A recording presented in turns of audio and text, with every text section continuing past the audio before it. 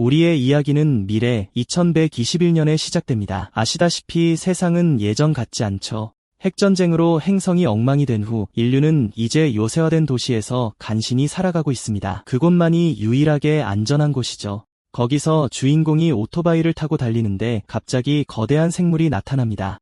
이 안전한 도시를 떠나는 건 강한 자가 아니면 죽음으로 가는 티켓과 같습니다. 하지만 우리의 주인공은 두려워하는 기색 없이 계속 나아갑니다.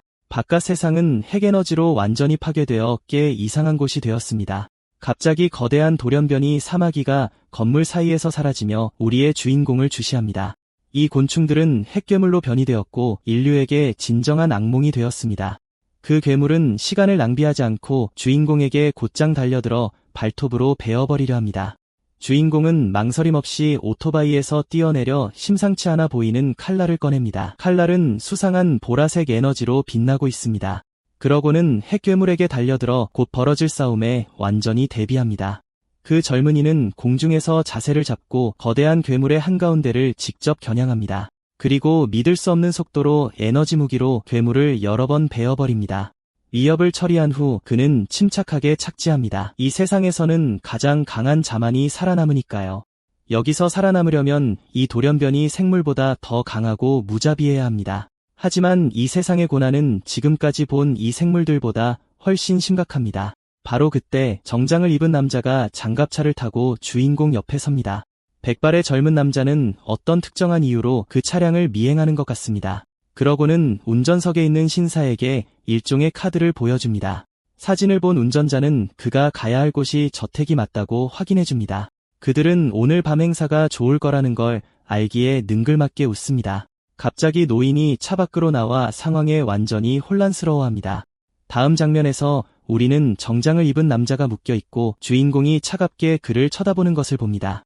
그러고는 젊은 남자는 그의 옷을 벗어 가면을 쓰고 변장을 합니다. 모두 차려입고 그는 사진에서 본 저택의 문으로 향합니다. 그는 문을 열고 호화로운 내부를 가진 그 신비로운 장소로 들어갑니다. 그가 안으로 들어가자마자 한 여자가 그에게 총을 겨눕니다. 아무 질문도 하지 않고요. 그녀는 그가 누구이며 여기서 뭘 하고 있는지 알고 싶어 합니다. 그를 본 적이 없기 때문이죠. 바로 후에 다른 여자가 나타나 한 발자국만 더 내디디면 그를 처리하겠다고 경고합니다. 침착하게 젊은 남자는 주머니에 손을 넣고 더 자세히 보라고 말합니다.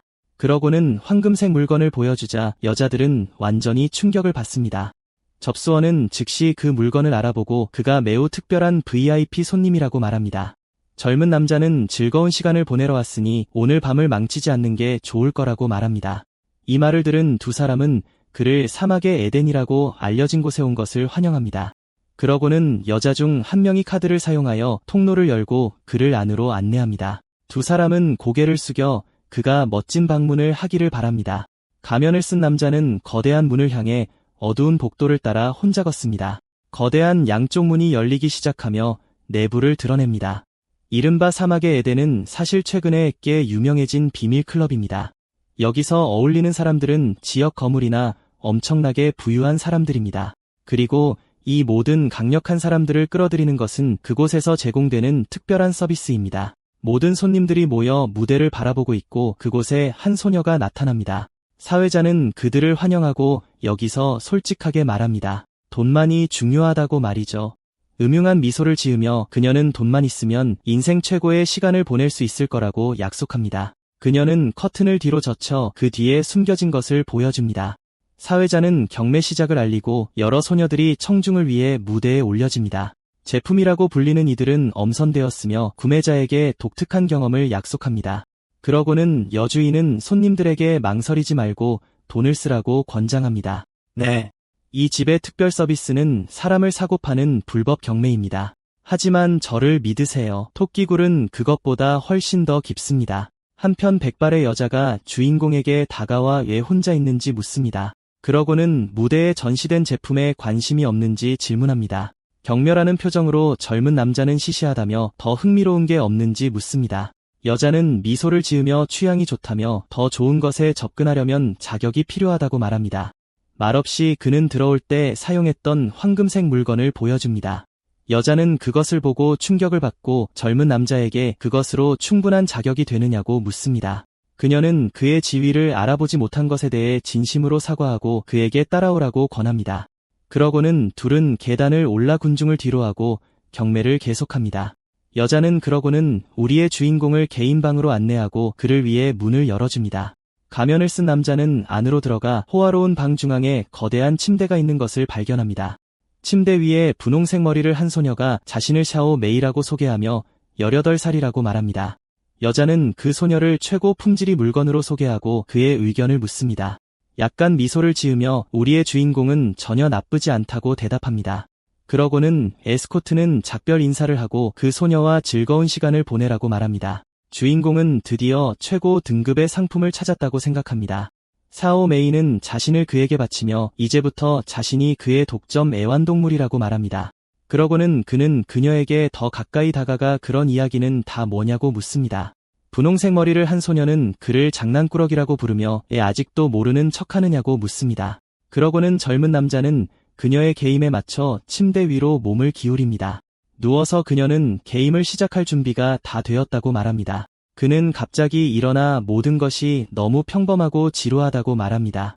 놀란 그녀는 자신이 주도하는 것을 좋아하지 않느냐고 묻습니다. 그 순간 그녀는 자신이 좀 더 대담하면 그가 더 좋아할지 묻습니다.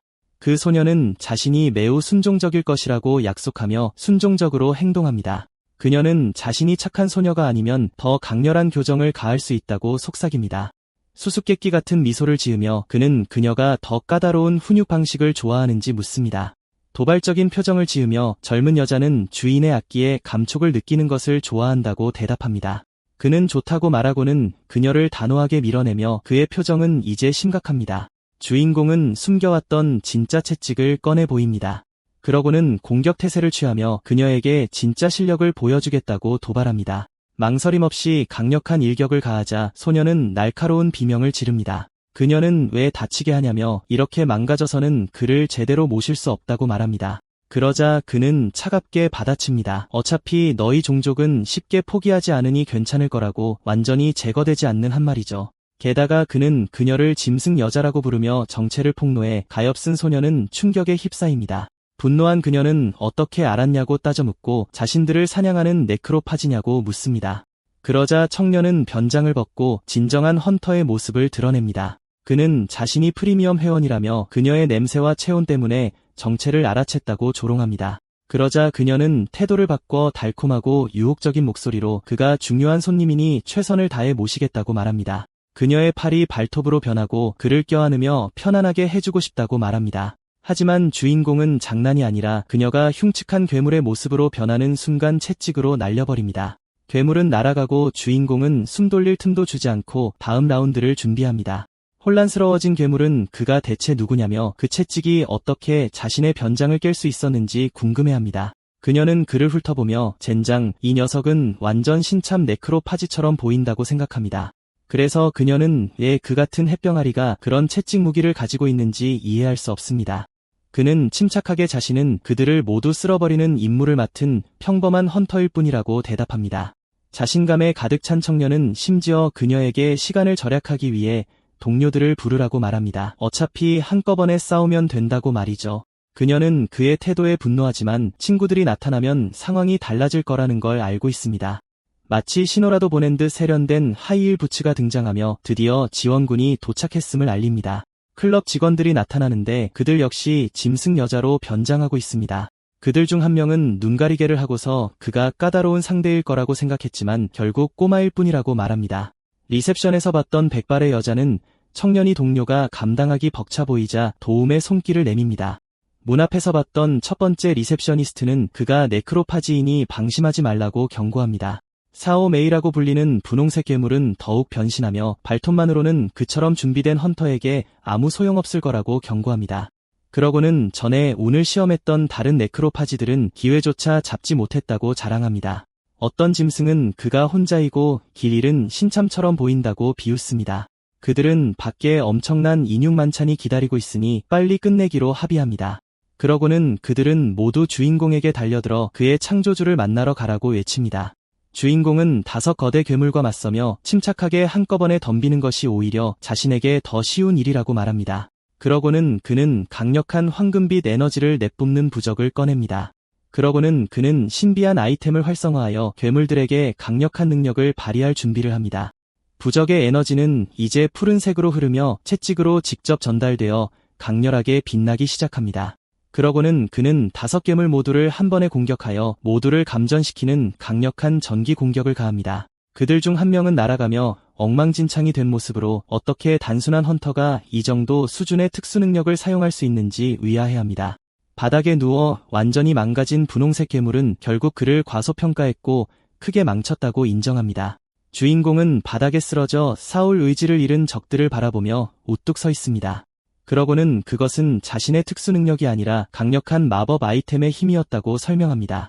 청년은 한 번에 5명의 적을 제거하기 위해 값비싼 번개 부적을 사용하는 것이 가치가 있었다고 말합니다. 갑자기 또 다른 헌터가 방에 들어오고 바닥에 쓰러진 모든 괴물들의 모습에 입을 다물지 못합니다. 그 남자와 그의 그룹은 그곳에서 뛰쳐나가며 괴물들이 여자들이 손님을 잡아먹고 있다고 비명을 지릅니다.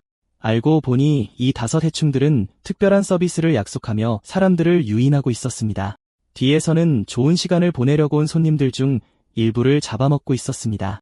이 짐승 여자들은 인간만큼 지능이 높은 일반적인 핵짐승보다 훨씬 더 진화했습니다. 주인공은 자신을 류싱이라고 소개하고 자신의 임무는 단순히 구내에서 짐승들을 제거하는 것이었다고 말합니다. 그러고는 그는 임무 성공에 대한 추가 보상으로 패배한 괴물들로부터 핵코어를 제거합니다. 이 세상에서 헌터들은 길드에 의해 관리되며 온갖 문제를 처리합니다. 그들 대부분은 방사능 때문에 힘을 각성한 신인류입니다. 신체적 능력이 강화되는 것 외에도 초능력을 각성할 수도 있습니다. 루싱은 자신이 신인류임을 확인하지만 그의 특별한 능력은 매우 독특합니다. 임무를 마친 주인공은 오토바이를 타고 그곳을 떠납니다. 짧은 회상에서 그는 고아였고 살아남기 위해 구타를 당하고 굶주렸던 것을 알 수 있습니다. 어느 날 그는 자신의 구원자인 네크로파지 팀의 캡틴인 판 샤오이를 만났습니다. 그녀는 그가 신인류라는 것을 발견하고 그를 자신의 팀인 트윈 레오파드에 초대했습니다. 훈련에서 열심히 노력한 끝에 그는 C등급에 도달했지만 S등급 최강자들과는 아직 거리가 멉니다. 그는 이 세상의 것이 아닌 무기를 사용하여 더 강해지는 방법을 찾았습니다. 도시로 돌아온 청년은 자신이 사는 건물 앞에 오토바이를 주차합니다.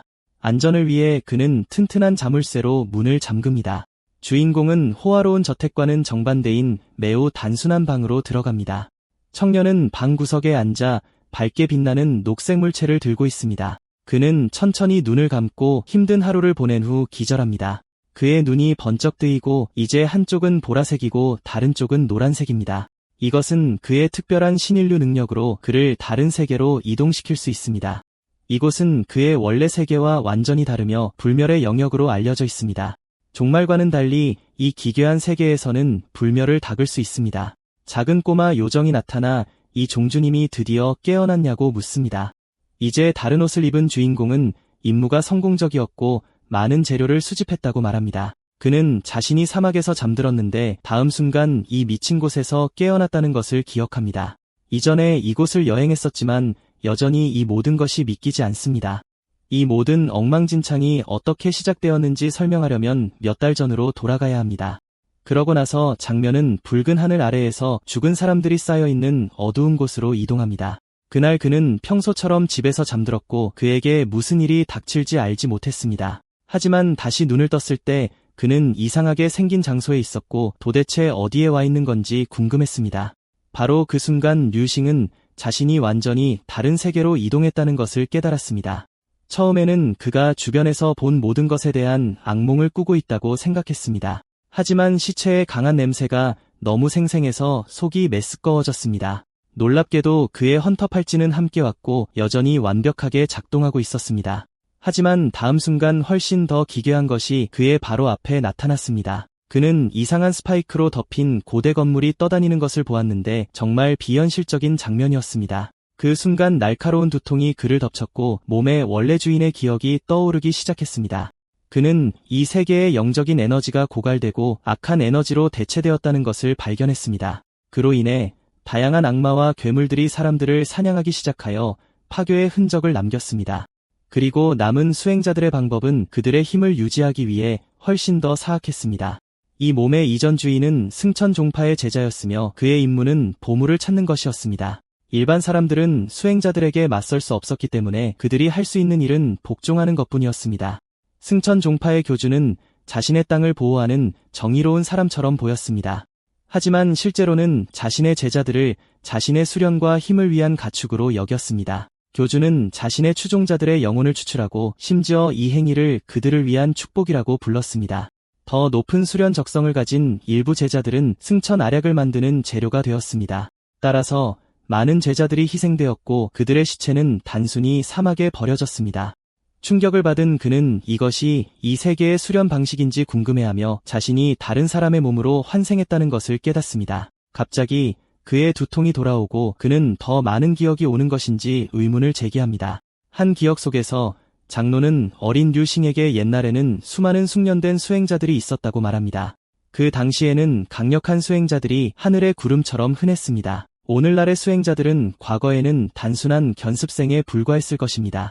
그 시대의 종파교주는 너무나 놀라워서 심지어 악마왕들도 그에게 배우러 왔습니다. 그러나 좋은 시절은 끝났고 어느 날 영적인 에너지가 고갈되고 하늘이 사실상 무너졌습니다. 종파를 보존하기 위해 그 시대의 교주는 비밀스럽고 금지된 기술을 사용했습니다. 이 기술은 본당을 보호했지만 종파는 묵혀서 누군가가 그것을 부활시키기를 기다리고 있었습니다. 그러나 영적인 에너지의 종말과 함께 사악한 에너지가 땅 전체에 퍼졌습니다. 옛 사람들을 대신하여 악마적인 방법을 사용하여 힘을 얻는 새로운 수행자들이 나타났습니다. 이 때문에 오늘날의 세계는 불멸자 정제 영역이라고 불리며 악이 만연합니다. 장로는 소년이 종파의 마지막 후손이며 언젠가 그가 그것을 깨어야 한다고 말합니다. 운이 나쁘게도 원래 주인은 입구를 찾기 전에 잡혔으므로 상속은 모두 그의 것입니다. 장로는 그에게 종파의 유적을 찾고 팔찌를 사용하여 통로를 열라고 지시합니다. 현재로 돌아와서 젊은이는 유적의 위치를 찾기 위해 지시를 따릅니다. 그는 그때 그 설명이 그가 처음 깨어난 시체 더미와 완벽하게 일치한다는 것을 깨닫습니다. 갑자기 그의 시체 탐식 팔찌가 삐소리를 내며 지하에서 강한 핵에너지를 감지합니다. 이 새로운 단서를 가지고 그는 신호의 근원을 찾기 위해 시체 더미를 뒤지기 시작합니다. 바로 그때 그는 우물을 발견하고 두 팔찌가 모두 반응하여 입구가 그곳을 통과한다는 것을 나타냅니다. 그가 내려갈수록 공명이 강해져서 그가 올바른 길에 있다는 것을 확인시켜줍니다. 그러나 거기에 묻힌 사람들은 괴물로 변하여 그를 잡으려고 하고 내려가는 것을 어렵게 만듭니다. 마침내 오랜 걸음 끝에 그는 신비한 우물의 바닥에 도달합니다. 팔찌의 알람이 미친 듯이 울리고 있고 그는 그의 앞에 있는 어두운 구멍을 쳐다봅니다. 바로 그 순간 해골손이 끔찍한 구멍의 어둠에서 나타나기 시작합니다. 눈을 크게 뜨고 우리의 영웅은 무언가가 다가오고 있다는 것을 깨닫습니다. 어둠에서 거대하고 매우 무서운 해골 괴물이 나타납니다. 낭비할 시간 없이 젊은이는 싸울 준비를 하고 전투 자세를 취합니다. 빠른 움직임으로 그는 앞으로 돌진하여 그 생물에게 강력한 펀치를 날립니다. 그는 장로가 가르쳐준 태핑 패턴을 기억하고 주문을 외우며 해골 생물을 만집니다. 그러자 해골의 눈이 매우 밝은 빛으로 강렬하게 빛나기 시작합니다. 거대한 괴물과 더 작은 괴물들이 파란 에너지에 휩싸여 분해됩니다. 해골들은 파란 불꽃이 있는 떠다니는 두개골이 되어 그의 주위를 맴돕니다. 두개골이 빠르게 회전하기 시작하여 일종의 포털을 형성합니다. 그는 괴물이 수호자였고 포털이 고대 종파로 가는 입구라는 것을 이해합니다. 미소를 지으며 그는 옥팔찌가 포털에 들어가는 열쇠라는 것을 알아냅니다. 주저없이 우리의 영웅은 달려가 신비한 포털로 직접 뛰어듭니다. 그의 발이 포털을 통과하고 그는 통로의 다른 쪽으로 이동합니다. 포털 안에서 우리는 여러 개의 보라색 두개골이 모여 에너지와 함께 폭발하는 것을 봅니다. 해골은 보라색 에너지 한가운데에서 명상하며 모든 힘을 자신을 위해 흡수합니다. 에너지는 변형되어 해골을 반짝이는 금색 갑옷으로 덮습니다. 변형은 많은 팔을 가진 금색 존재를 드러내며 고대의 신처럼 보입니다. 마침내 젊은이는 신비로운 통로의 다른 쪽에 있는 목적지에 도달합니다. 그는 이제 매우 고대의 모습을 가진 구조물 안에 있습니다.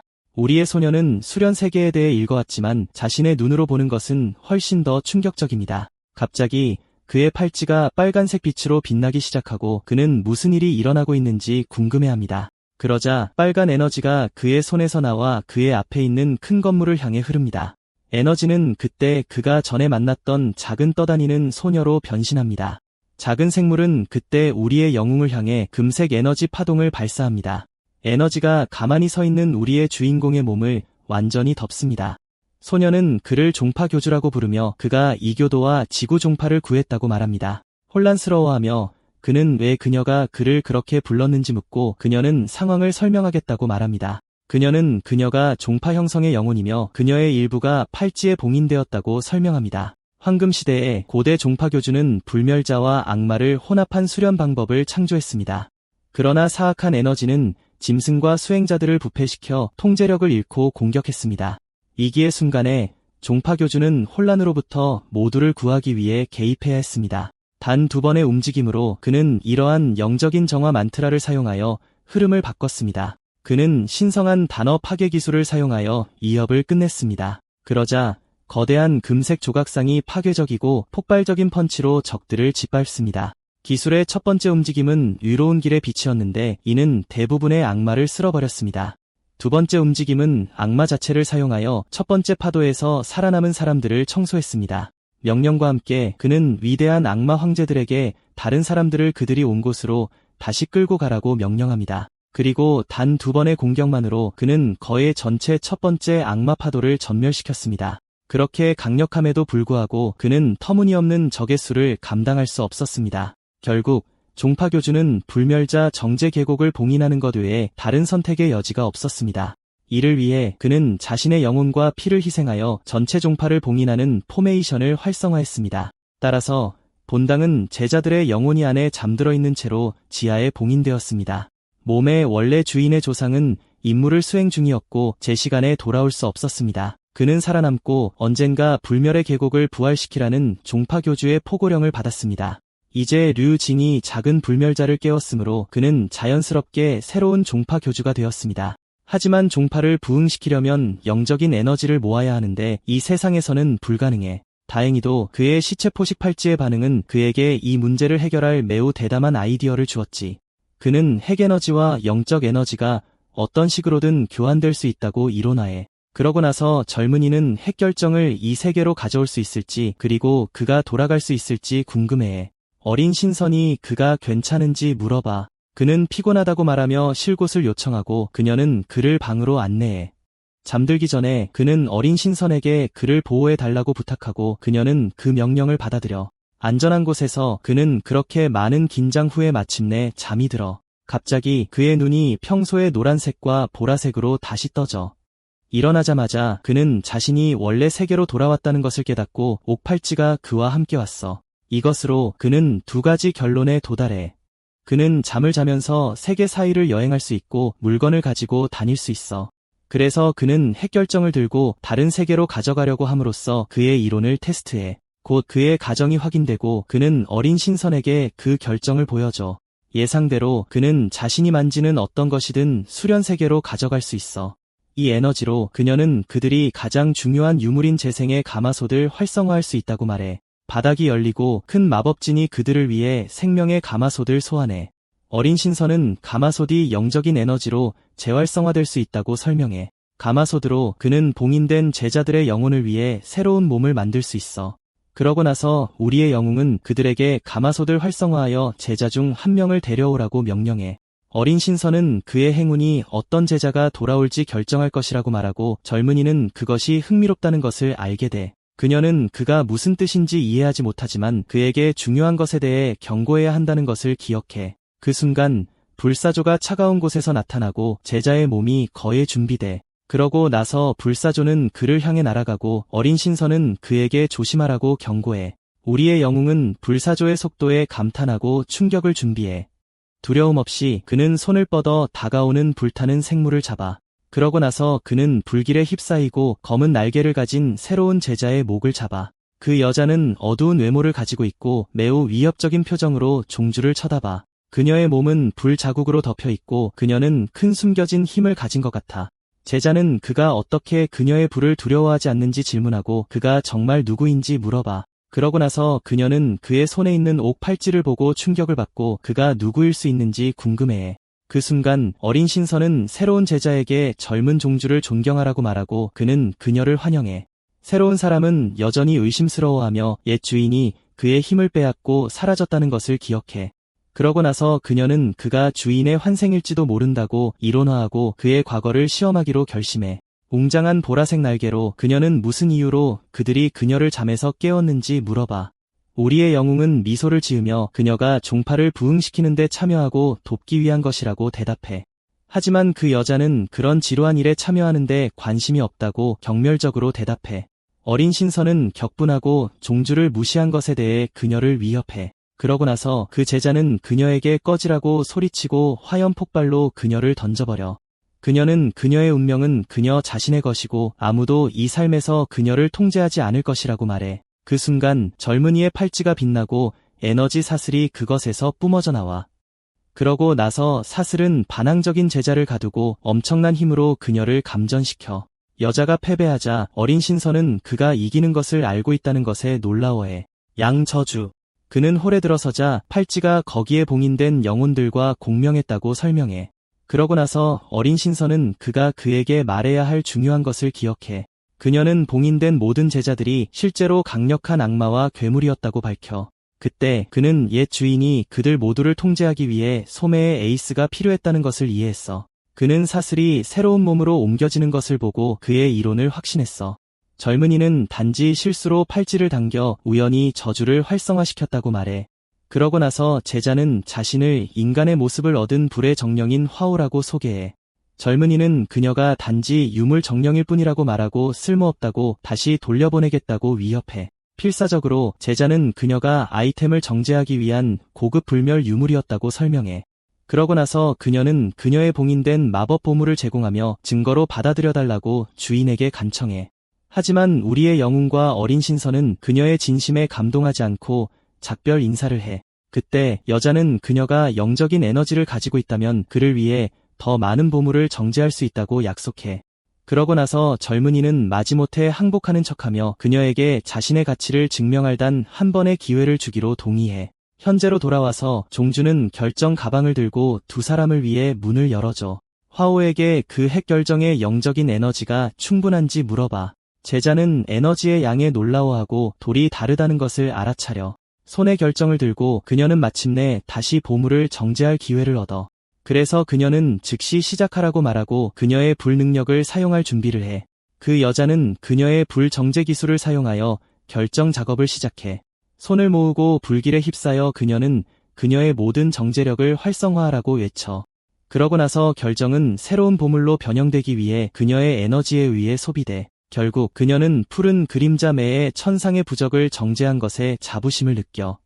젊은이는 부적을 분석하고 이름에서 그 아이템이 비행 능력을 활성화할 수 있다고 추론해. 그러고 나서 제자는 더 나은 보물을 얻으려면 영적인 에너지를 늘려야 한다고 대답해. 그녀는 새로운 것을 만들기 위해 그녀의 보물 정제 기술을 슈퍼 버전으로 사용해. 이번에는 그녀가 반짝이고 매우 신비로운 씨앗을 정제하는데 성공했다는 것을 보여줘. 어린 신선은 씨앗을 알아보고 그 식물이 매우 맛있다고 말해. 갑자기 불제자는 약하고 에너지가 다 떨어진 듯이 땅에 쓰러져. 그녀는 배가 고프고 보물을 정제하는데 많은 에너지가 소비된다고 설명해. 그때 여자는 결국 우리의 MC의 품에서 배고픔으로 기절해. 그는 그녀를 안고 배고픔으로 기절한 것 같고 그녀를 쉬게 하겠다고 말해. 어린 신선은 그녀가 회복될 것이라고 경고하지만 음식 문제를 해결해야 한다고 말해. 그러고 나서 그들은 해결책을 생각하는 동안 제자를 쉬게 해. 젊은이는 이미 다른 세계로 음식을 가져가려고 시도했지만 실험은 실패했다는 것을 기억해.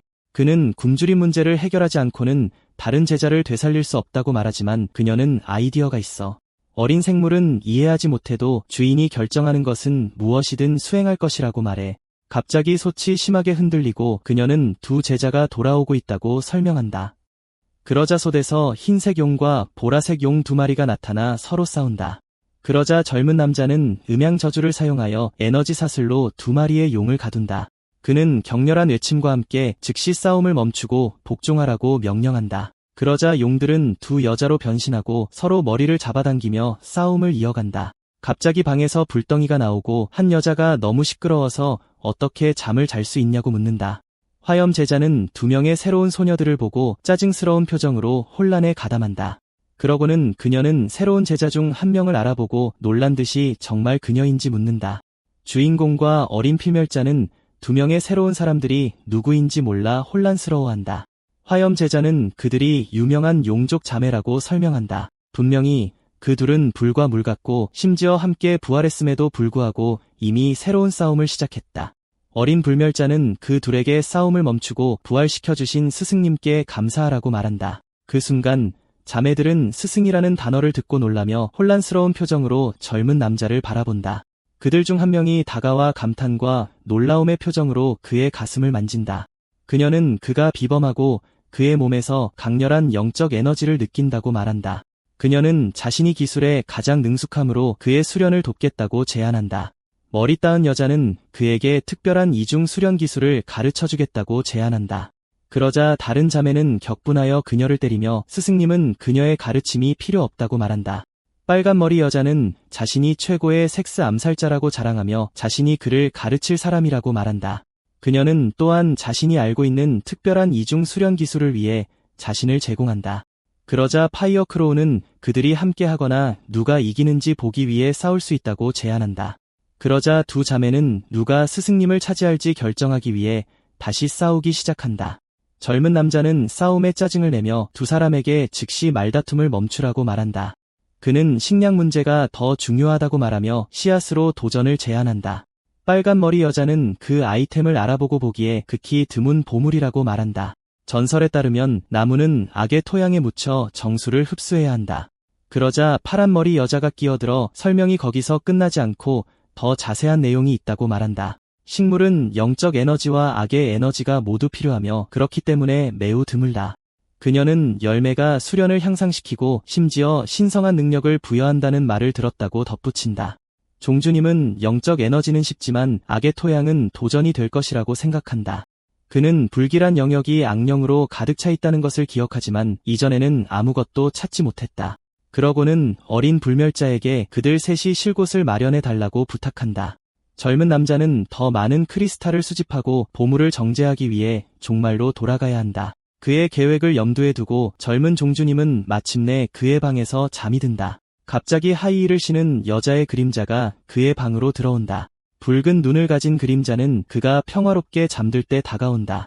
그의 세계로 돌아와 그는 메시지와 선장으로부터 부재중 전화가 있는 것을 본다. 그녀의 홀로그램이 나타나 그녀의 전화에 응답하지 않느냐고 묻는다. 그러고 나서 젊은 남자는 선장을 만나기 위해 네크로파지 길드 건물로 간다. 그는 인터콤을 누르고 그녀가 그렇게 여러 번 전화해야 할 정도로 심각한 일이 일어났는지 궁금해한다.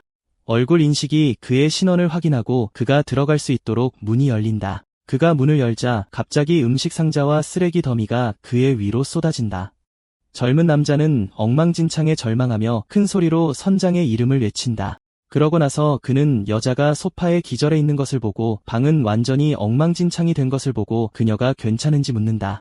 판 샤오이라는 여자가 돌아보며 그가 거기서 무엇을 하고 있느냐고 묻는다. 그는 그녀가 그에게 좋은 것이 있다고 말했다고 대답하자 선장은 그를 유혹적으로 바라본다.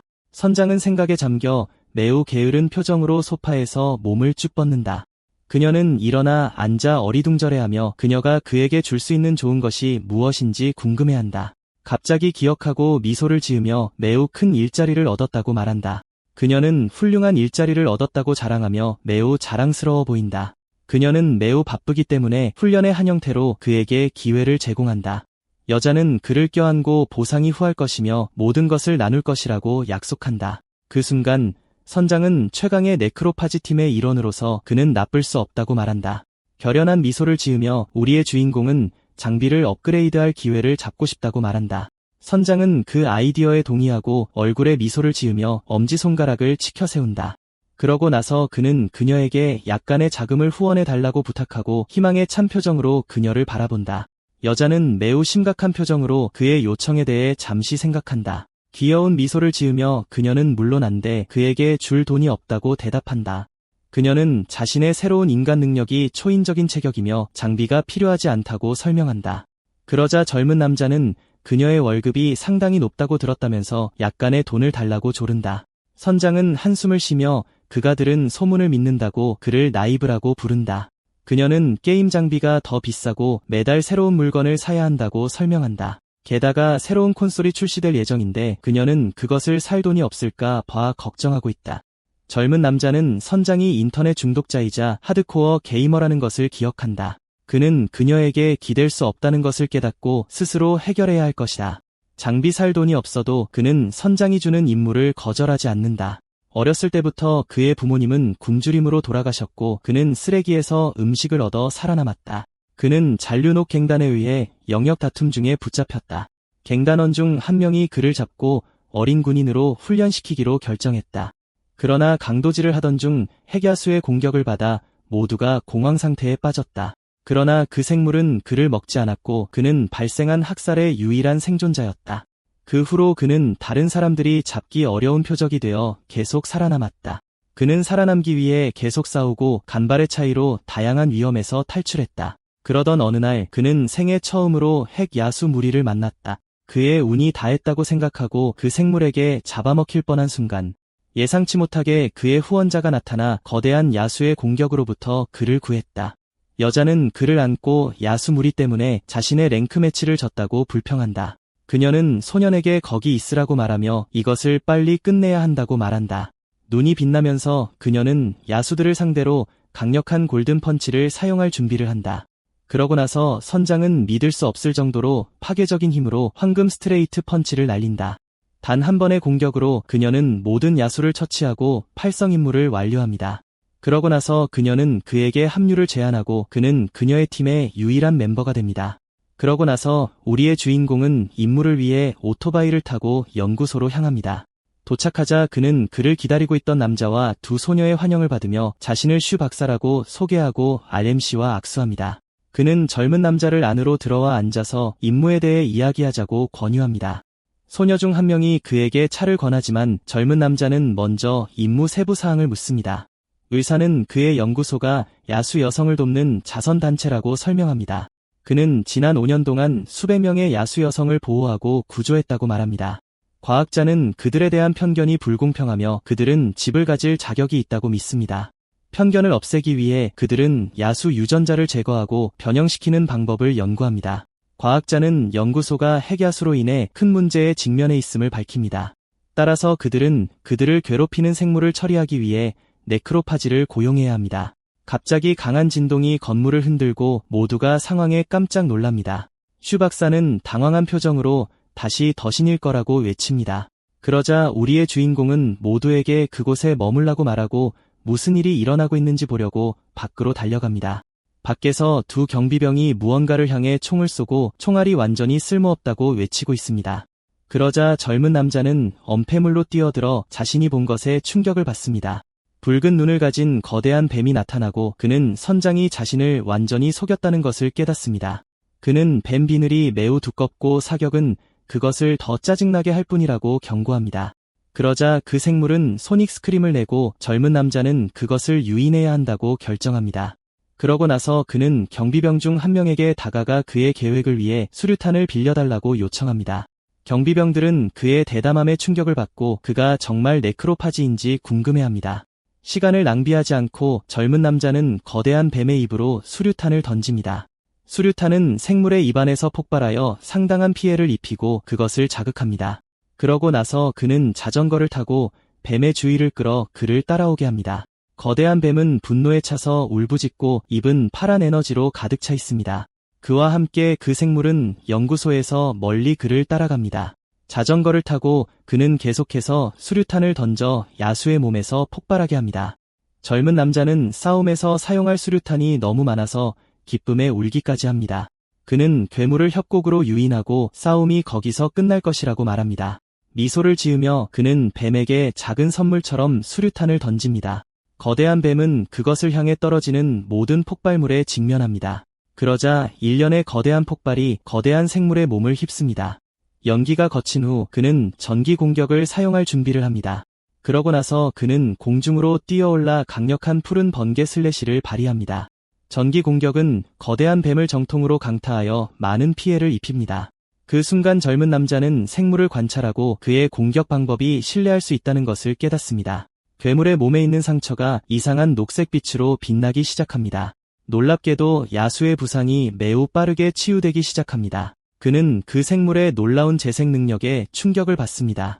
거대한 뱀은 고통에 울부짖지만 새로운 공격을 준비합니다. 그 생물은 입에서 녹색 독성 액체를 뱉어냅니다. 젊은 남자는 격분하여 더러운 전술인 독을 사용하고 있다고 불평합니다. 그때 뱀의 독은 닿는 모든 것을 녹여 산성 웅덩이로 변합니다. RMC의 자전거는 그 생물의 산에 의해 완전히 파괴됩니다. 그러고 나서 그는 그것이 독이 아니라 농축된 산이라는 것을 깨닫고 자전거를 애도합니다. 그러고 나서 젊은 남자는 하늘로 날아올라 반격할 준비가 된 거대한 뱀을 마주합니다. 다행히도 그는 여전히 소매의 에이스인 이전의 매 부적을 가지고 있습니다. 사랑하는 자전거를 위해 그는 그것을 파괴한 생물에게 복수하겠다고 맹세합니다. 부적의 힘으로 그는 빠르게 날아가서 그것으로부터 더 많은 결정을 얻을 것을 약속합니다. 그러고 나서 그는 푸른 에너지에 자신을 감싸고 강력한 공격을 준비합니다. 여러 에너지 슬래시가 거대한 뱀의 몸을 강타하여 많은 피해를 입힙니다. 그 생물은 상처를 느끼고 몸이 천천히 무너지기 시작합니다. 그는 뱀이 다이아몬드보다 강하지만 이제 끝났다고 논평합니다. 그러고 나서 젊은 남자는 땅에 내려와 패배한 야수의 핵결정을 관찰합니다. 갑자기 그는 그 생물의 눈이 울고 있는 것을 알아차리고 놀라워합니다. 그러자 그의 팔찌가 매우 강렬하고 신비로운 푸른 빛으로 빛납니다. 그때 뱀은 뱀꼬리와 푸른 머리를 가진 여자로 변합니다. 향상된 시력으로 그는 상황을 더 명확하게 분석할 수 있습니다. 그러고 나서 그는 마지막 일격을 가하고 임무를 완전히 완료할 준비를 합니다. 빠르고 정확한 슬래시로 그는 에너지 블레이드로 그 생물을 끝냅니다. 그러고 나서 뱀 여자의 몸은 땅에 보라색 액체 웅덩이로 녹습니다. 그런 다음 젊은 남자는 의사에게 마지막에 생물의 꼬리만 남았다고 알립니다. 과학자는 그에게 감사하고 그에게 $20,000의 보상을 이체합니다. 우리의 주인공은 왜 거대한 핵야수가 그렇게 안전한 지역에 나타났는지 묻습니다. 의사는 그런 일이 흔하지 않다고 대답하고 걱정하지 말라고 합니다. 그러고 나서 과학자는 그에게 잠시 휴식을 취할 수 있도록 두 소녀의 동행을 제안합니다. 그러나 젊은 남자는 의심스러워져서 연구소에서 그런 종류의 서비스를 제공하는지 묻습니다. 그러고 나서 그는 야수 여성과 함께 불법 서비스를 제공하고 있다고 비난하며 그를 화난 듯이 노려봅니다. 의사는 절망하여 모두 하브이에 의한 것이며 그들을 보호해준 것에 대한 감사일 뿐이라고 말합니다. 장난스러운 미소를 지으며 그는 대담한 아이디어를 가지고 모든 하녀들을 데려오라고 요청합니다. 의사는 당황하지만 즉시 그를 위해 소녀들을 준비하기로 동의합니다. 그러고 나서 우리의 주인공은 하녀로 옷을 입은 6명의 야수 여성에게 둘러싸여 바닥에 앉습니다. 그들은 모두 자신을 소개하고 그를 섬길 수 있어서 매우 기쁘다고 말합니다. 팔찌가 빛나며 그는 기분이 좋지 않다고 말합니다. 행복한 분위기. 그는 그들에게 가장하는 것을 멈추라고 말하고 힘을 사용할 준비를 합니다. 그러자 번개 저주가 모든 하녀들을 강타하고 그들은 바닥에서 고통스럽게 비명을 지릅니다. 그러자 과학자는 신비롭게 빛나는 눈으로 비밀방에 들어갑니다. 내부에서 그는 그의 실험을 위해 갇힌 야수 여성이 들어있는 여러 개의 튜브를 관찰합니다. 더 큰 튜브 안에서 그는 핵야수 때문에 딸을 기다리게 한 것을 후회한다. 그러고는 다가가서 마침내 딸을 다시 살릴 수 있다고 약속한다. 갑자기 우리의 주인공이 나타나서 야수가 나를 공격한 이유가 그거였군 라고 말한다. 의사는 깜짝 놀라 구조실에 왜 들어왔냐고 묻는다. 거짓말에 지친 청년은 분노에 차 과학자에게 강력한 펀치를 날린다. 그러자 의사는 더 이상 숨기지 않고 굳이 간섭하겠다면 실력을 보여주겠다고 말한다. 사악한 미소를 지으며 과학자는 휴대폰의 알람 버튼을 눌렀다고 밝힌다. 메이드들이 붉은 눈으로 일어나 그의 명령에 따라 공격할 준비를 하며 그를 에워싼다. 하지만 청년은 이미 그들에 대한 통제력을 잃었다는 것을 밝히며 부서진 목걸이를 보여준다. 의사는 목걸이를 제거하면 머리가 폭발해야 하는데 라며 충격을 받는다. 그러자 청년은 야수 여인들은 이제 내 사람들이고 이미 그의 모든 추악한 비밀을 내게 말해줬다고 말한다. 그는 과학자들이 야수 여인들을 연구소로 유인해 가두었다고 폭로한다. 전자 목걸이는 충격을 가하거나 심지어 머리를 날려버릴 수도 있었다. 그는 야수 여인들을 금지된 강화 약물의 기니픽으로 사용했다. 주인공은 그에게 가장 보호한다고 주장하는 야수 여인들을 해치는 건 바로 당신이라고 맞선다. 절망한 의사는 모든 것을 부인하며 그날 일어난 일 때문에 그런 것이라고 말한다. 회상 장면에서 그는 야수 여인들을 돕고 싶었고 그들이 억압받는 것을 볼 수 없었다고 설명한다. 어두운 골목길에서 젊은 의사는 벽돌로 남자를 공격할 준비를 한다. 정통으로 가격하여 그는 야수 여인을 보호하기 위해 남자의 머리를 친다. 그러고 나서 그녀를 데리고 도시의 위험으로부터 안전한 곳으로 데려간다. 그는 생물학자가 되어 결혼하고 아내와 함께 딸을 낳았다. 수년간의 연구 끝에 그는 마침내 야수 여인들의 유전 코드를 해독하는 데 성공했다. 하지만 절박한 전화를 받고 연구실에서 뛰쳐나왔을 때 모든 것이 무너졌다. 야수 여인들은 그의 약물 때문에 정신을 잃었고 그가 도착했을 때는 이미 너무 늦었다. 절망한 그는 부상당한 딸을 품에 안고 절대 놓지 않겠다고 약속한다. 그때부터 그의 연구는 더 이상 야수 여인들을 돕는 것이 아니라 딸을 구하는 것이 되었다. 딸의 생명 유지 비용을 지불하기 위해 그는 지하 조직과 손을 잡았다. 그러고 나서 그는 야수 여인들에게서 물질을 추출하여 약물과 강화제를 생산하기 시작했다. 약물은 암시장에서 판매되었고 그는 결국 자신이 가장 싫어했던 존재가 되었다. 하지만 그는 마침내 유전자 융합을 통해 그녀를 구할 방법을 찾았다. 방법은 간단했지만 유전적으로 호환되는 야수 여인을 찾는 것은 거의 불가능했다. 그러고 나서 그는 흰뱀 여인이 탈출하여 많은 상품을 엎질렀던 것을 기억한다. 그 뱀 여인의 유전적 호환성은 99%였다. 융합을 시작하려는 바로 그때 거대한 티탄 뱀이 나타나 모든 것을 엉망으로 만들었다. 융합 과정은 길고 실수가 있어서는 안 되므로 뱀을 먼저 제거해야 했다. 이제 우리의 주인공이 그 생물을 물리쳤으니 마침내 융합을 시작하고 딸을 되살릴 수 있다. 사악한 미소를 지으며 의사는 휴대폰으로 유전자 융합을 시작하라고 명령하고 시스템은 프로세스가 시작되었음을 확인한다. 연구소 안에서 과학자는 유전자 융합이 이미 시작되었고 더 이상 멈출 수 없다고 밝힌다. 그래서 MC는 동료들에게 생명력이 완전히 고갈되기 전에 아이들을 구하라고 소리친다. 그는 지금 전원을 파괴하면 상황이 더 악화될 뿐이므로 기다리는 수밖에 없다고 설명한다. 갑자기 주인공은 눈앞에서 예상치 못한 일이 벌어지는 것에 당황하며 무슨 일이 일어나고 있는지 궁금해한다. 캡슐 안을 들여다보니 두 팔이 서로 연결되기 시작한 것 같다. 그 순간 두 젊은 여성의 몸이 끔찍한 방식으로 융합되기 시작한다. 과학자는 만족스러운 표정으로 모든 것을 지켜보지만 주인공은 시술에 뭔가 잘못되었다고 느낀다. 융합이 완료됨에 따라 소녀의 얼굴이 극심한 고통으로 일그러지고 눈이 빛난다. 곧 과정이 끔찍하게 잘못되고 과학자는 유전자 거부 반응임을 깨닫는다. 그러자 짙은 연기가 소녀들과 그들의 몸을 감싼다. 절망한 실험복을 입은 남자는 융합을 멈추지 않으면 자청이라는 소녀가 괴물로 변할 것이라고 비명을 지른다. 하지만 갑자기 실험실 천장이 갈라지기 시작한다. 곧바로 거대한 창백한 손이 금이 간 천장을 뚫고 나온다. 그러자 거대한 생물이 나타나 기계에서 주 전원 케이블을 뜯어내려고 한다. 이를 본 주인공은 자신만만한 미소를 짓는데 이는 그가 정확히 바라던 바였기 때문이다. 그는 그녀를 제거하지 않고 꼬리만 자르고 내버려뒀다고 말한다. 여자는 왜 그렇게만 했냐고 묻고 MC는 이미 그녀의 진정한 의도를 알고 있었다고 대답한다. 이야기는 핵전쟁으로 숲속 동물들이 기괴한 돌연변이를 겪은 후 시작된다. 작은 녹색뱀이 인간에게 다가가 공격을 받았지만 다행히 젊은 의사가 구해졌다. 몇 년 후 구조된 어린 소녀는 올해의 유명한 연구자가 된 구원자를 다시 만났다. 이로써 어린 뱀은 남자가 자신에게 베푼 친절에 보답하겠다는 생각을 했다. 그래서 흰뱀은 친구와 합류했고 두 사람은 연구소에 몰래 들어갔다.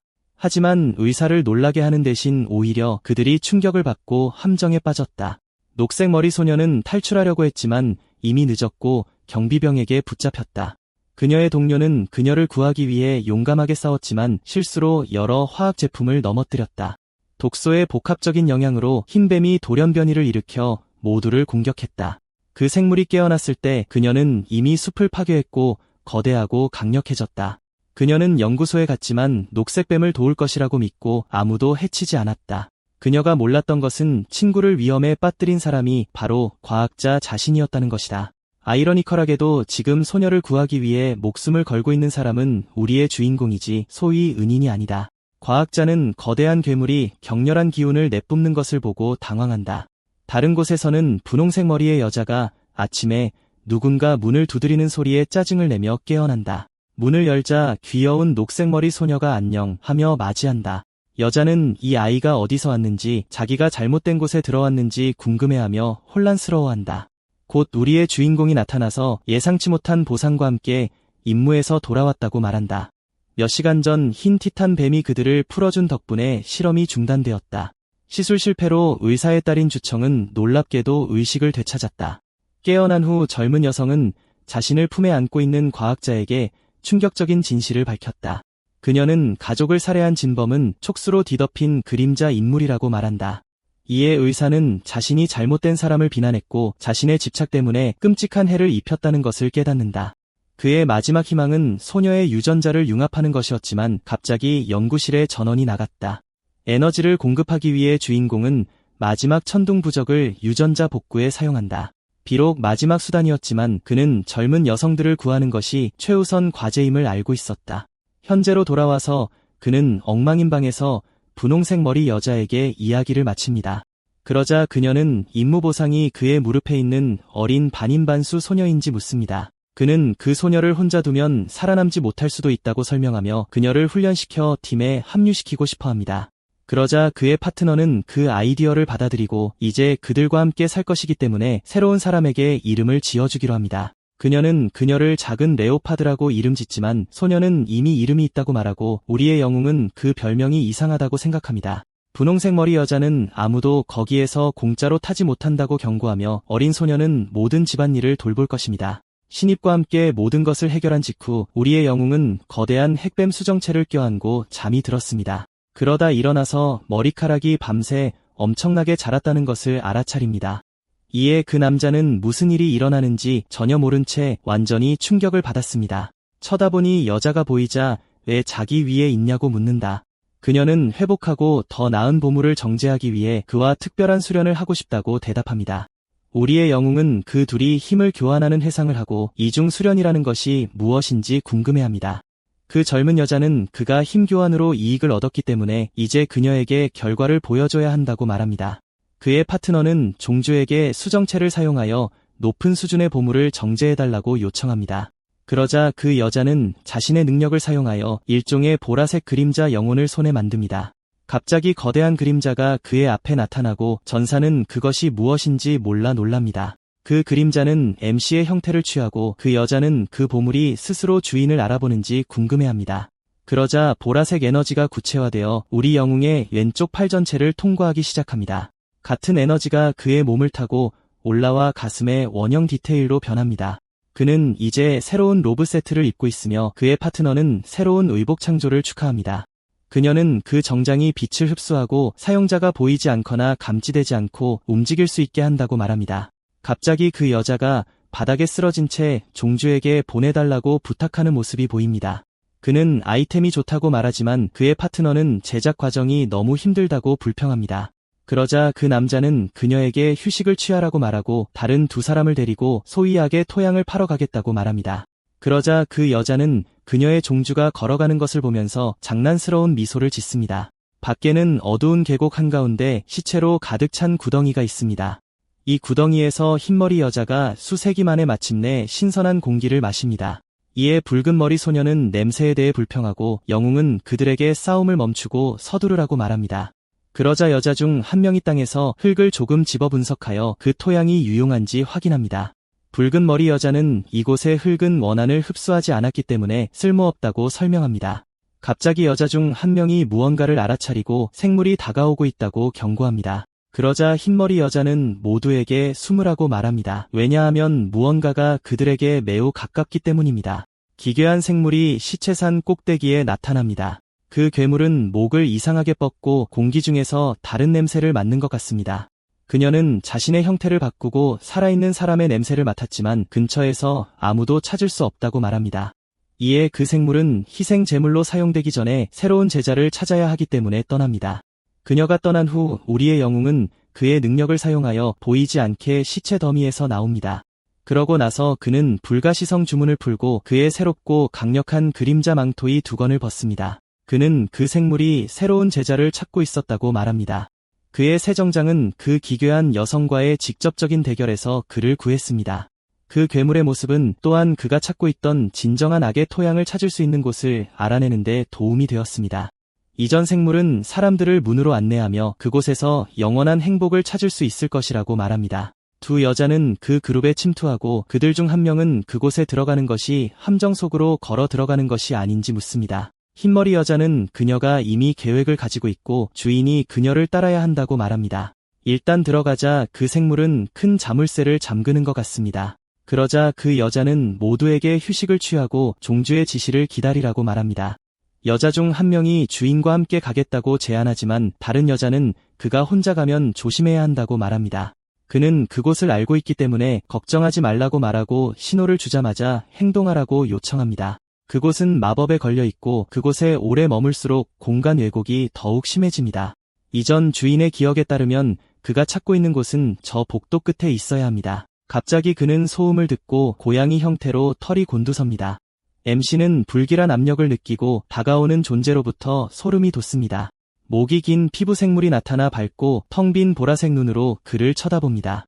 그 괴물은 고양이가 투명화 능력을 사용했기 때문에 그를 보지 못하고 그 생물은 왜 아무도 없는지 궁금해합니다. 주문은 많은 에너지를 소모하고 그의 수련이 낮기 때문에 완전히 소모되기 전에 서둘러야 합니다. 그는 마침내 목적지에 도착하여 기괴한 인물과 시체로 가득 찬 동굴을 발견합니다. 두 명의 이상한 존재가 사람들을 포털로 안내하며 고통이나 고통이 없는 삶을 약속합니다. 하지만 고양이는 더 나은 곳으로 승천하는 이야기가 실제로는 거대한 사기라는 것을 알고 있습니다. 그곳은 악한 에너지와 원한으로 가득 찬 영혼 희생 용광로입니다. 용광로의 악한 불은 얼음처럼 차갑지만 만지면 강렬한 화상을 입게 합니다. 그는 흙을 조금 집어 에너지가 완전히 소모되기 전에 떠나기로 합니다. 갑자기 주인공은 보라색 오라에 휩싸여 떠오르기 시작하고 무슨 일이 일어나는지 이해하지 못합니다. 그는 용광로가 영혼 이상에 영향을 미치는지 궁금해합니다. 예상대로 그의 영적 에너지가 고갈되어 더 이상 자신의 형태를 유지할 수 없습니다. 보라색 오라가 그를 끌어내리고 인간 형태로 그의 마지막이 마침내 왔다고 믿습니다. 그는 온 힘을 다해 저항하려고 하지만 그 기둥의 흡입력은 너무 강합니다. 영혼들이 그를 둘러싸고 이대로 가면 영혼 희생 용광로에 의해 정제될 것이라는 것을 깨닫습니다. 다른 선택의 여지가 없자 전사는 활을 사용할 준비를 하지만 예상치 못한 일이 일어납니다. 갑자기 녹색 영혼이 나타나 그를 만지며 전사가 정말로 그녀를 볼 수 있는지 묻습니다. 그는 놀라 그녀와 같은 영혼이 어떻게 정제되지 않고 있고 그녀가 누구인지 묻습니다. 그 여자는 그를 조용히 시키고 그녀가 다른 영혼들과는 다르다고 밝힙니다. 왜냐하면 그녀는 용광로의 유물 영혼이기 때문입니다. 그녀는 그의 능력이 엄청나다고 말하고 그의 오라가 악하지 않기 때문에 거래를 제안합니다. 그 젊은 여자는 자신을 사오징이라고 소개하고 그녀가 즈안단이라는 고대 종파의 수호 보물이었다고 밝힙니다. 그녀의 능력으로 악마와 괴물을 정제하여 다양한 불멸의 알약으로 만들 수 있었습니다. 수련용 알약 외에도 신성한 능력을 부여하는 희귀한 아이템도 정제할 수 있었습니다. 그러나 평화는 오래가지 못했고 악한 환난이 종파를 파괴했고 그녀는 잘못된 손에 넘어갔습니다. 조상 우동은 그녀를 봉인하고 그녀를 악한 알약을 정제하는 영혼 희생 용광로로 만들었습니다. 그 여자는 그녀를 묶고 있는 신성한 바늘을 제거하여 마침내 자유로워질 수 있도록 도와달라고 요청합니다. 그녀는 그의 유물 영혼이 되어 그의 모든 요청을 충족시켜주겠다고 제안합니다. 우리의 영웅은 당황하고 그녀에게 변상에 대해 이야기하는 것을 멈추고 먼저 한 가지만 확인해달라고 말합니다. 그는 거대한 기둥에 대해 언급하고 젊은 여자는 그것이 그녀를 꼼짝 못하게 하는 신성한 바늘이라고 확인합니다. 그 남자는 그녀를 돕지 않으면 영원히 갇힐 수밖에 없기 때문에 선택의 여지가 없다고 말합니다. 그녀는 바늘의 본체인 기둥을 제거해야만 풀려날 수 있다고 말합니다. 그는 그녀의 몸을 원하는 게 아니고 지금 당장은 이 상황에서 그녀를 어떻게 꺼내야 할지 모른다고 안심시킵니다. 그러자 그녀는 더 가까이 다가가 주인공을 만집니다. 그러자 소녀는 기둥에서 그를 끌어당겨 붙잡습니다. 그는 아직 놓지 말라고 안 그러면 다시 빨려 들어갈 거라고 말하고 나머지는 자신에게 맡기라고 합니다. 그러자 우리의 영웅은 어려운 제거를 돕기 위해 그의 위대한 천원 보물을 소환합니다. 그러자 거대한 검이 기둥을 때리지만 튕겨나갑니다. 두 사람은 앞으로 닥칠 어려움을 깨닫고 잠시 침묵합니다. 이를 위해 그는 진실의 채찍을 소환하여 모든 힘을 다할 준비를 합니다. 그러자 전사는 채찍을 사용하여 거대한 에너지 기둥을 뜯어내려고 하지만 아무 일도 일어나지 않습니다. 정령은 주인공이 괜찮은지 묻고 그는 자신이 정제한 알약 불까마귀를 사용해야 할 것이라고 말합니다. 그 남자는 자신의 아이템을 아끼고 싶었지만 소녀를 돕기 위해 하나를 사용하는 것이 가치가 있다고 생각합니다. 그러나 그녀는 단순한 소녀가 아니라 훨씬 더 많은 아이템을 만들 수 있는 그릇이라고 정정합니다. 힘이 솟아오르자 전사는 마침내 거대한 에너지 기둥을 부수는 데 성공합니다. 그녀는 왜 몸이 이렇게 뜨겁냐고 묻고 그는 알약의 효과가 나타나기 시작했다고 대답합니다. 그는 모든 힘을 다해 맨손으로 에너지 기둥을 움켜쥐고 손가락에 금이 가게 만듭니다. 그는 온 힘을 다해 소녀를 어두운 곳에 가두는 신성한 바늘을 뽑아냅니다. 전사는 마침내 사슬 기둥을 파괴하고 젊은 정령은 완전히 자유로워집니다. 여자는 이제 사슬에서 풀려났고 바늘이 가슴에서 제거되면서 그녀의 몸은 정상으로 돌아옵니다. 젊은 여자는 고마움에 그를 껴안지만 전사는 정령의 반응에 당황합니다. 그는 위협을 무시하고 지금은 이 모든 곳에서 벗어날 방법을 알아내는 것이 우선이라고 생각합니다. 갑자기 기이한 생물이 나타나 그를 도둑이라고 부르며 살아나갈 수 없을 것이라고 말합니다. 한편 기이한 생물이 나타나 관찰하며 도둑이 왜 그렇게 낯익어 보이는지 궁금해합니다. 이에 우리의 영웅은 그들이 너무 시끄럽게 해서 골수향 재배자를 깨웠다는 것을 깨닫습니다. 그들의 비밀 기술은 그들을 괴물로 변신시키고 그는 모든 적을 제거할 기회가 단 한 번뿐입니다. 이에 그 생물은 무언가를 기억하고 말합니다. 그녀는 지난번에 만났을 때 그를 내팽개친 사람이었습니다. 그녀는 도둑이 아직 살아있다는 것에 놀라워하며 그가 어떻게 영혼 용광로에서 살아남았는지 궁금해합니다. 그는 불멸의 여인에게 그의 생명을 살려달라고 간청합니다. 사악한 존재는 그를 빤히 쳐다보며 그녀가 볼 수 있도록 어떤 보물을 가져왔는지 그녀가 그것으로 이익을 얻을 수 있는지 묻습니다. 갑자기 그 남자는 빈틈을 발견하고 화염 주먹으로 공격할 준비를 하며 낭비하지 않을 것입니다. 그러자 우리의 영웅은 공격에서 모든 힘을 사용하여 그 생물에게 강력한 화염 광선을 발사합니다. 큰 폭발, 기이한 생물이 땅에 쓰러지고 그것의 작은 버전이 분노합니다. 땅에 있는 괴물은 가슴에서 나오는 황금빛을 알아차리고 그 빛이 무엇인지 궁금해합니다. 사오징은 그것이 황금 골수 향기로운 뼈이고 모든 힘이 안에 저장되어 있다고 설명합니다. 그러자 전사는 그 아이템을 움켜쥐고 정령은 그에게 가져가서 떠나라고 말합니다. 그는 희마략의 효과가 사라졌지만 추가 상품을 얻었고 튀기로 결심했다고 말합니다. 운 좋게도 우리의 영웅의 영적 에너지가 회복되었고 고양이 모습으로 그는 재결집할 계획입니다. 그 생물의 몸은 분해되고 그의 영혼은 파리로 변하여 우리의 영웅에게 복수하겠다고 맹세합니다. 한편 그의 동료들은 밖에서 기다리고 있고 그들 중 한 명은 그들이 위험에 대한 감각이 없다고 불평합니다. 빨간 머리 여자는 다른 사람이 이곳처럼 위험한 곳에서 통나무처럼 잠을 잔다고 불평합니다. 그러자 파리 같은 영혼이 빨간 머리 여자에게 다가갑니다. 잉잉거리는 곤충에 짜증이 난 그녀는 파리를 쫓으려고 하고 이 벌레들이 어디서 오는지 불평합니다. 그러자 그 생물이 땅바닥에서 자고 있는 흰머리 여자의 몸에 접근합니다. 파리는 잠자는 소녀의 얼굴에 앉아 이 그릇은 나쁘지 않다고 말합니다.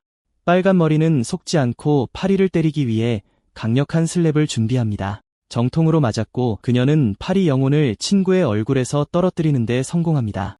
머리 여자, 헤어드 우먼은 혼란스러워하며 강력한 타격을 느꼈기 때문에 무슨 일이 일어났는지 궁금해하며 일어납니다.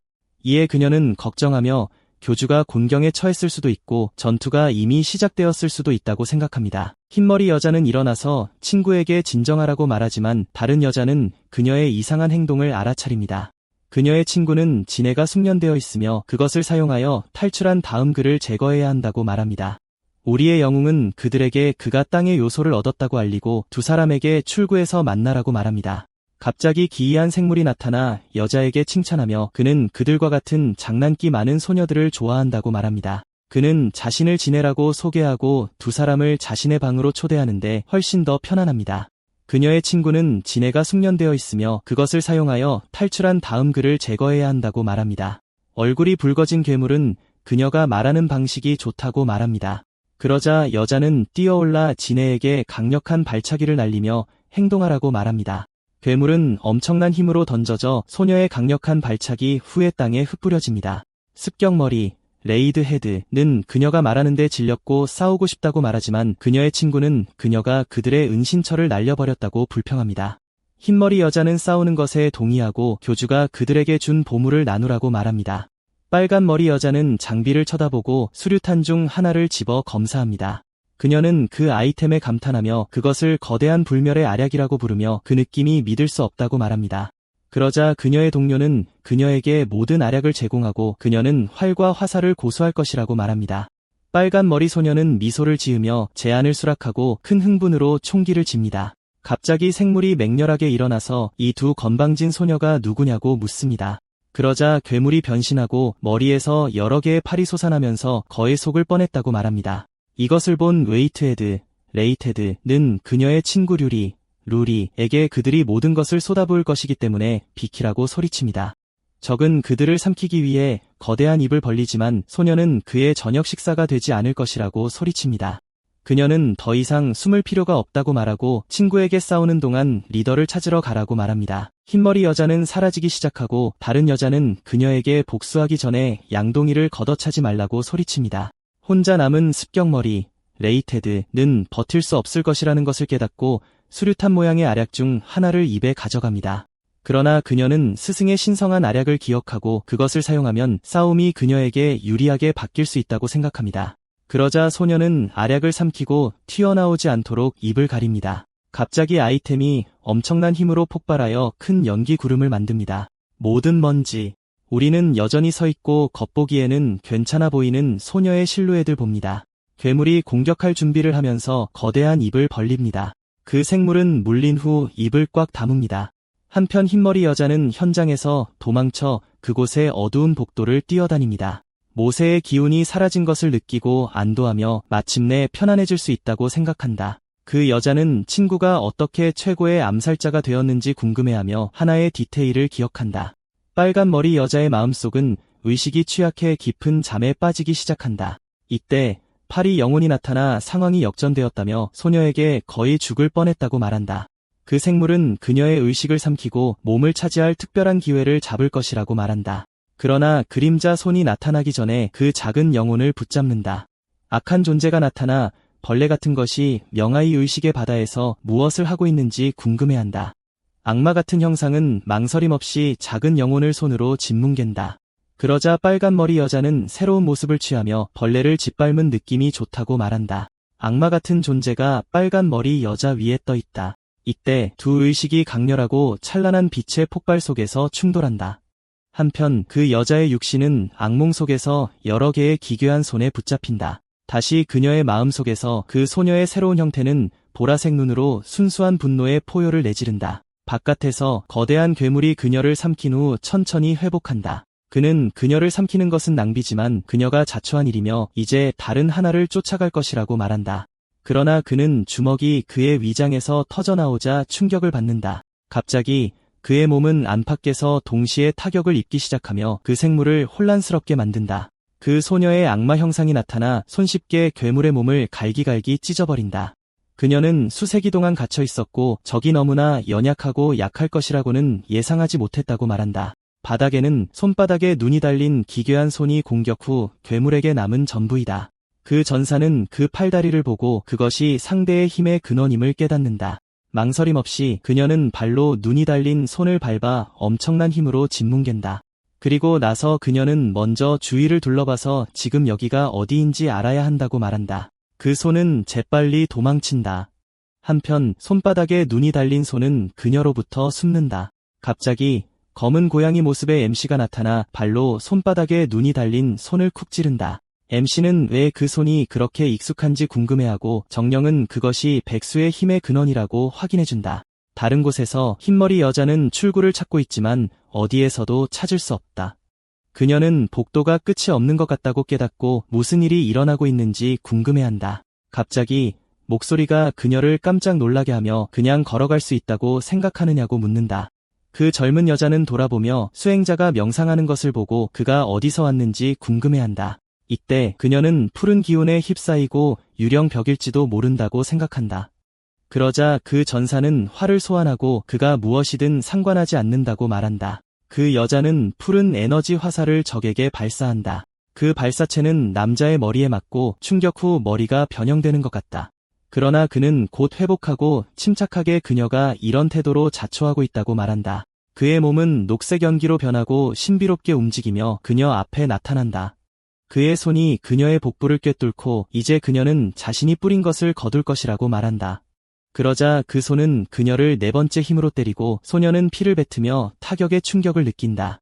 그 남자는 여자를 빤히 쳐다보며 그녀의 힘이 대단하기 때문에 일부러 종파에 침투했는지 묻는다. 흰머리의 젊은 여자는 미소를 지으며 그의 질문은 중요하지 않다고, 왜냐하면 그는 이미 죽을 운명이기 때문이라고 말한다. 그는 그녀의 대답에 당황하고 죽을 운명이라는 말이 무슨 뜻인지 궁금해한다. 그러자 여러 개의 혐오스러운 촉수가 나타나 소녀를 결박하고 남자는 그녀가 말할 것이라고 말한다. 그는 그녀를 공중으로 들어올리고 협조하지 않으니 살려둘 이유가 없다고 말한다. 그러자 촉수가 주먹으로 그녀를 잡고 고속으로 운반한다. 그녀를 잡고 있는 동안 그는 그녀에게 그와 함께 있고 싶은지 묻는다. 그러고 나서 그는 소녀를 더 가까이 데려와 그녀를 발견한 것은 행운이었다고 말한다. 아직 갇혀 있었지만 그녀의 몸 전체에서 푸른 에너지가 발산되기 시작한다. 곧 그녀의 몸은 에너지를 내며 빛나기 시작하고 마치 산산이 조각나는 것처럼 보인다. 그 유령의 환상이 깨지고 그는 그 높은 수준의 기술을 알아차리지 못한 것에 충격을 받는다. 그의 작은 버전이 나타나 여자가 어떻게 유령 기술을 사용하는지 알고 있는지 궁금해한다. 그녀는 그를 내려다보며 그 능력을 사용한 것은 단지 그를 은신처에서 나오게 하기 위해서였다고 밝힌다. 그러자 그 여자는 그의 기술은 단지 승천하는 용족의 비법을 모방한 것일 뿐이라고 설명한다. 그는 자신을 택수라고 소개하며 그들의 능력이 비슷하니 팀을 이루자고 말한다. 그는 그녀를 종파에 초대한다. 하지만 그녀는 곧 최후를 맞이할 사람들과는 어울리지 않는다고 말한다. 그러자 그 유령은 화를 내며 그렇다면 그녀에게 더 이상 말을 낭비하지 않겠다고 말한다. 그러자 그 생물은 자신의 기술을 사용하고 그의 몸은 여러 개의 팔이 달린 기괴한 형태로 뒤틀린다. 여러 개의 머리를 가진 적은 전력을 다해 공격하기 위해 소녀에게 빠르게 돌진한다. 그러나 흰머리의 여자는 동요하지 않고 그녀의 몸은 푸른 기운으로 빛나기 시작한다. 그녀는 변신하고 이제 용뿔을 달고 싸울 준비를 한다. 그 적은 충격을 받고 그녀가 어떻게 용족 출신인지 궁금해하며 용족은 멸종된 줄 알았다. 강력한 기운에 휩싸인 그녀는 활을 사용하여 그 생물에 맞선다. 재빠른 타격으로 그 젊은 여자는 강력한 에너지 빔을 발사하여 유령의 머리를 정통으로 맞춘다. 그는 코웃음을 치며 그 기술은 쓸모없고 이미 전에 그 같은 기술을 사용하려고 했다고 말한다. 그러나 그 샷은 너무나 깔끔해서 그는 이마에 구멍이 뚫린 것조차 느끼지 못했다. 텍수의 머리는 녹아내리고 그는 패배하자 불가능하다고 소리친다. 그는 그녀의 용의 피가 환상을 무효화하고 그것은 그녀에게 전혀 통하지 않았다고 설명한다. 그래서 사실 그 생물 자체가 환상에 사로잡힌 것이었다. 그의 몸 절반도 녹아내린 후 기괴한 무언가가 그것에서 나타나 그녀를 혼란스럽게 만든다. 그 전사는 적의 힘의 근원이 단지 돌로 만든 용의 꼬리 조각일 뿐이라는 것을 알아차린다. 갑자기 붉은 에너지 사슬이 그녀를 결박하고 그녀는 기 근처에서 이상한 소리를 듣는다. 다른 곳에서 그녀의 악마 파트너 또한 그 소리에 영향을 받아 순수한 고통 속에서 비명을 지른다. 빨간 머리 여자는 멈출 수 없는 소음 때문에 머리가 너무 아프다고 불평한다. 그러자 우리의 영웅은 의식을 잃은 동료를 안고 있는 동안 그 손은 묶여 있다. 그는 밍아조차 감당할 수 없는 그 소리가 무엇이었는지 궁금해하고 리리가 어디에 있는지 알고 싶어한다. 작은 정령이 나타나 오통 노조가 은거에서 나오고 있다는 징조라고 경고한다. 그녀는 그가 수련을 위해 피를 흡수하고 그의 기운은 이제 마음을 혼란스럽게 할 만큼 강하다고 설명한다. 그 남자는 그들이 총대주교에게 맞설 가능성이 없기 때문에 짜증을 내지만 리올리를 두고 갈 수는 없다. 이때 그 정령은 계획이 있지만 영웅의 전적인 협조가 필요하다고 말하고 그는 더 자세한 내용을 묻는다. 당황한 작은 생물은 계획이 성공하려면 그들이 이중 수련을 수행해야 한다고 말한다. 주인공은 충격을 받고 그들이 정말 이 끔찍한 곳에서 그런 짓을 할 건지 묻습니다. 그녀는 아니라고 말하고 푸른 빛이 그를 강타하면서 수련이 그의 몸 안에서 이루어질 것이라고 말합니다. 그러자 그의 몸이 빛나기 시작하고 그 남자는 일종의 정신 영역으로 이동합니다. 그는 자신이 어디에 있는지 묻고 그녀는 이곳이 그녀의 정신 영역이며 수련을 위한 유일한 장소라고 설명합니다. 그녀는 그의 정신 영역이 그들이 막 시작하려는 불멸의 수련에 이상적이라고 말합니다. 그 영혼은 그가 쓰러뜨린 도교의 향기로운 뼈를 사용하여 금색 연꽃 받침대를 정제했다고 밝힙니다. 이것으로 그는 연꽃을 사용하여 적에 남은 모든 수련력을 흡수하고 전환할 수 있습니다. 더욱이 이 아이템은 그가 몸을 단련한 후 수련 효과를 몇 배로 증폭시킬 수 있습니다. 과정이 완료되면 그 남자는 즉시 Q정제 단계로 나아갈 것입니다. 그는 따뜻하고 기분 좋은 에너지가 그의 몸을 통해 흐르는 것처럼 수련하는 것이 이런 느낌인지 궁금해합니다. 그의 파트너는 그를 안고 그가 이미 진전했으며 금색 연꽃 받침대가 완전히 소진되었다고 말합니다. 그 작은 생물은 그녀가 비밀리에 그녀가 정제한 영혼에서 수련력의 일부를 저장했다고 밝힙니다. 그녀는 이 축적된 모든 힘을 우리의 젊은 영웅에게 직접 전달할 것이라고 말합니다. 그녀는 처음에는 약간 고통스러울 수 있다고 경고하고 그 과정 동안 버티라고 부탁합니다. 미소를 지으며 영혼은 이제 그가 자신의 도교 토대를 형성하도록 도울 것이라고 말합니다. 현실 세계에서 영웅의 몸은 떠다니고 땅에 있는 손은 힘의 변화를 감지하는 것 같습니다. 갑자기 기이한 손이 움직여 땅에 묶인 밧줄에서 벗어납니다. 그것으로 이상한 물체는 이제 완전히 자유로워졌고 그곳에서 탈출할 준비가 된 것 같습니다.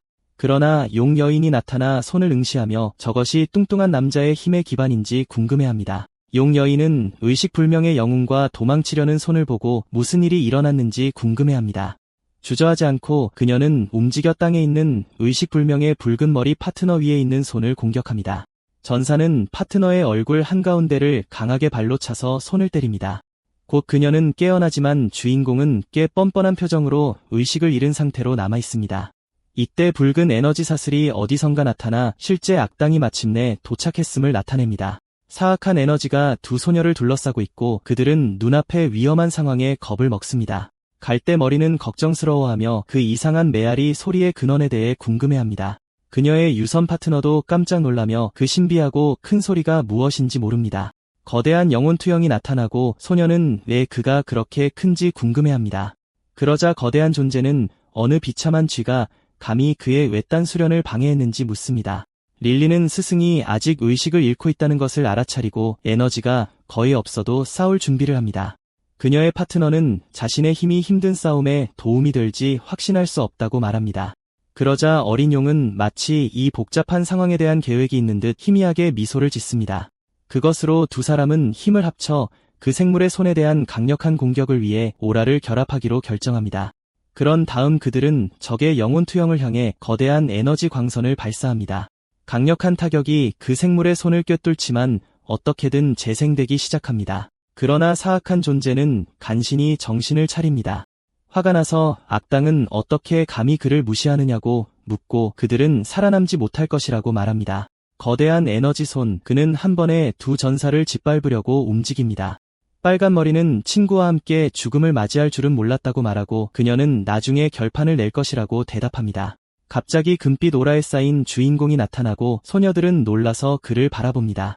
새로운 칼과 엄청난 힘으로 주인공은 생물의 거대한 손에 작은 손바닥을 사용합니다. 그런 다음 MC는 악당의 공격을 완전히 파괴하는 금빛 광선을 발사합니다. 그러나 그 생물은 회복하고 이번에는 주먹을 날리며 감히 개미가 나 같은 신성한 나무에 도전하느냐고 말합니다. 족장은 그의 몸이 산산조각 났기 때문에 그들 사이의 업은 저승에서 해결될 것이라고 말합니다. 악당의 주먹이 엄청난 힘으로 땅에 부딪혀 그 지역에 큰 균열이 생깁니다. 그런 다음 그 존재는 땅의 파괴를 바라보고 주변에서 무언가를 찾고 있는 것 같습니다. 갑자기 그 괴물은 세 사람이 사라진 것을 깨닫고 그들이 어디로 갔는지 궁금해합니다. 그런 다음 그는 그들의 생명선이 이미 묶여 있으며 곧 그들을 찾을 것이라고 말합니다. 빨간 머리는 스승의 오라를 알아차리고 그가 핵심 형성 단계에 가깝다고 말합니다. 백발의 여성은 스승이 기절한 것이 아니라 계속 수련하고 있었다는 것을 깨닫습니다. 심각한 표정으로 영웅은 긴 이야기라고 대답하고 나중에 모든 것을 설명할 것이라고 말합니다. 용전사는 수련이 끝났는지 묻고 그는 먼저 종파로 향하라고 말합니다. 그는 그들에게 족장이 그들을 사냥할 것이기 때문에 시체로 구덩이를 덮는 것을 잊지 말라고 부탁합니다. 백발의 젊은 여성은 시체만으로는 충분하지 않다고 말하고 빨간 머리는 주문이 필요하다는데 동의합니다. 용 여인은 자신의 능력을 사용하고 그녀의 몸은 강렬한 푸른 에너지로 빛납니다. 그녀의 주문은 아무도 찾을 수 없도록 구덩이 위에 마법 봉인을 만듭니다. 이제 구덩이는 완전히 시체산으로 덮여 있고 통로는 봉인되었습니다. 모든 것을 정리한 후 세 사람은 마침내 어둡고 위험한 곳에서 탈출합니다. 종파로 돌아온 주인공은 충격을 받고 눈앞에 있는 것이 무엇인지 궁금해합니다. 그는 작은 생물이 두 개의 보라색 에너지 까마귀에게 공격받는 것을 보고 아무것도 이해하지 못합니다. 그런 다음 까마귀 중 하나가 귀여운 작은 생물의 머리를 온 힘을 다해 쪼으려고 달려듭니다. 누군가가 다른 생물에게 싸움을 멈추라고 소리치지만 싸움은 계속됩니다. 갑자기 두 여성이 나타나고 그중 한 명이 무슨 일이 일어나고 있는지 묻습니다. 한 명은 다른 한 명이 돌을 훔쳤다고 비난하고 여성은 스승님을 위한 것이라고 부인합니다. 우리 영웅은 여성이 수련을 위해 수정을 훔쳤다고 생각하고 그 장소에 무엇이 그렇게 특별한지 묻습니다. 어린아이는 이전 스승의 비밀방을 브레이스 파빌리온이라고 설명합니다. 그녀의 동반자는 짜증을 내며 다른 사람이 그 장소에 대해 어떻게 알았는지 묻지만 그녀는 그것이 단지 사고였다고 말합니다. 미소를 지으며 그 남자는 더 중요한 일이 있기 때문에 더 이상 돌을 훔치지 말라고 부탁합니다. 그는 종파를 위해 새로운 제자를 소환하도록 남은 핵수정을 사오산에게 건네줍니다. 어린아이는 또한 후 유가 새로운 보물을 정제할 수 있도록 감독할 책임이 있습니다. 다른 두 친구는 모두에게 중요하기 때문에 포도 싹이 자라도록 해야 합니다. 명령을 내린 후 종파 지도자는 우주 동굴처럼 보이는 정자의 입구로 갑니다. 내부에서 그는 다음 단계의 힘에 도달하기 위해 샤오징의 도움을 받아 몸을 수련하게 합니다. 우리는 주인공의 얼굴에 평온한 표정을 봅니다. 그런 다음 그는 눈을 감고 수련을 진전시키기 위해 깊은 명상 상태에 들어갑니다. 다른 곳에서 족장은 그의 제자에게 이제 모든 것을 이해했다고 말하고 그만이 비난받을 사람은 아니라고 말합니다. 그러나 사악한 존재는 그렇더라도 그의 종은 여전히 책임의 일부를 져야 한다고 덧붙입니다. 악당은 그가 업을 뿌렸기 때문에 이제 자신의 행동의 결과를 거두어야 할 것이라고 말합니다. 기이한 괴물이 나타나 제자의 유해를 꿰뚫고 모든 에너지를 흡수합니다. 악당은 진홍색 유충이 제자가 자신의 육체를 재건하는데 도움이 될 것이라고 말합니다.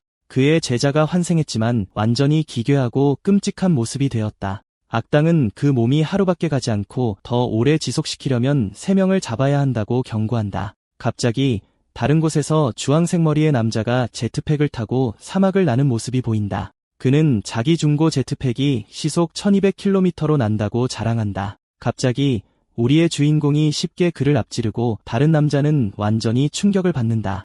상대방은 저게 무슨 제트인지 궁금해하며 주인공을 쫓아가 보기로 결심한다. 우리의 주인공은 자신의 수련 덕분에 검으로 날 수 있게 되었고 더 이상 이동수단이 필요 없다고 생각한다. 가장 놀라운 점은 그의 수련이 종말의 세계의 몸과 동기화되었다는 것이다. 그는 곧 도시에 도착하여 우선 주요 임무부터 처리하기로 결심한다. 그러자 주황색 머리의 남자가 그를 따라잡아 바로 뒤에 착륙한다. 먼저 도착하고 싶었던 그는 주인공을 지나쳐 건물 안으로 들어간다. 한 여자가 그들을 맞이하며 낮은 등급의 임무는 1층에 있다고 설명한다. 그러자 그 남자는 자기가 C등급이라고 자랑하지만 1년 안에 2층에서 임무를 맡게 될 것이라고 한다. 주인공은 상대를 무시하고 접수원에게 맥주와 식사를 주문한다. 바텐더는 멋지게 맥주를 따르며 꼬마 싱이 임무를 제출하러 왔냐고 묻는다. 미소를 지으며 우리의 MC는 그의 솜씨를 칭찬하고 거기서 사용하는 건 낭비라고 말한다. 종업원은 자기가 늙어서 이 일이 좋다면서도 최근의 주인공의 업적을 칭찬한다. 우리의 영웅은 운이 좋았을 뿐이고 여전히 가난한 C등급 사냥꾼일 뿐이라고 말한다. 상대방은 충격을 받고 C등급이 어떻게 혼자서 그 모든 걸 해냈는지 특별한 아이템이 있는지 궁금해한다. 바에 있는 남자는 그 임무의 보수가 5,000코인이고 돈이 부족할 리 없다고 말한다. 주인공은 자기 대장이 가장 큰 몫을 가져가고 이제 더 어려운 임무를 원한다고 설명한다. 그는 괴물을 물리치고 수정을 모으는 것이 목표라고 생각하는데 족장이 돌아올 것이기 때문이다. 제자들이 아직 회복되지 않았기 때문에 미래를 대비하기 위해 아이템을 모아야 한다. 종업원은 대장이 탐욕스럽지만 C등급은 혼자서 어려운 임무를 맡을 수 없다고 말한다. 주황색 머리의 남자는 주인공의 대장이 유명한 팬 사오이라는 사실에 충격을 받는다. 그러고는 우리의 영웅에게 다가가 둘이 팀을 잃어보지 않겠냐고 묻는다.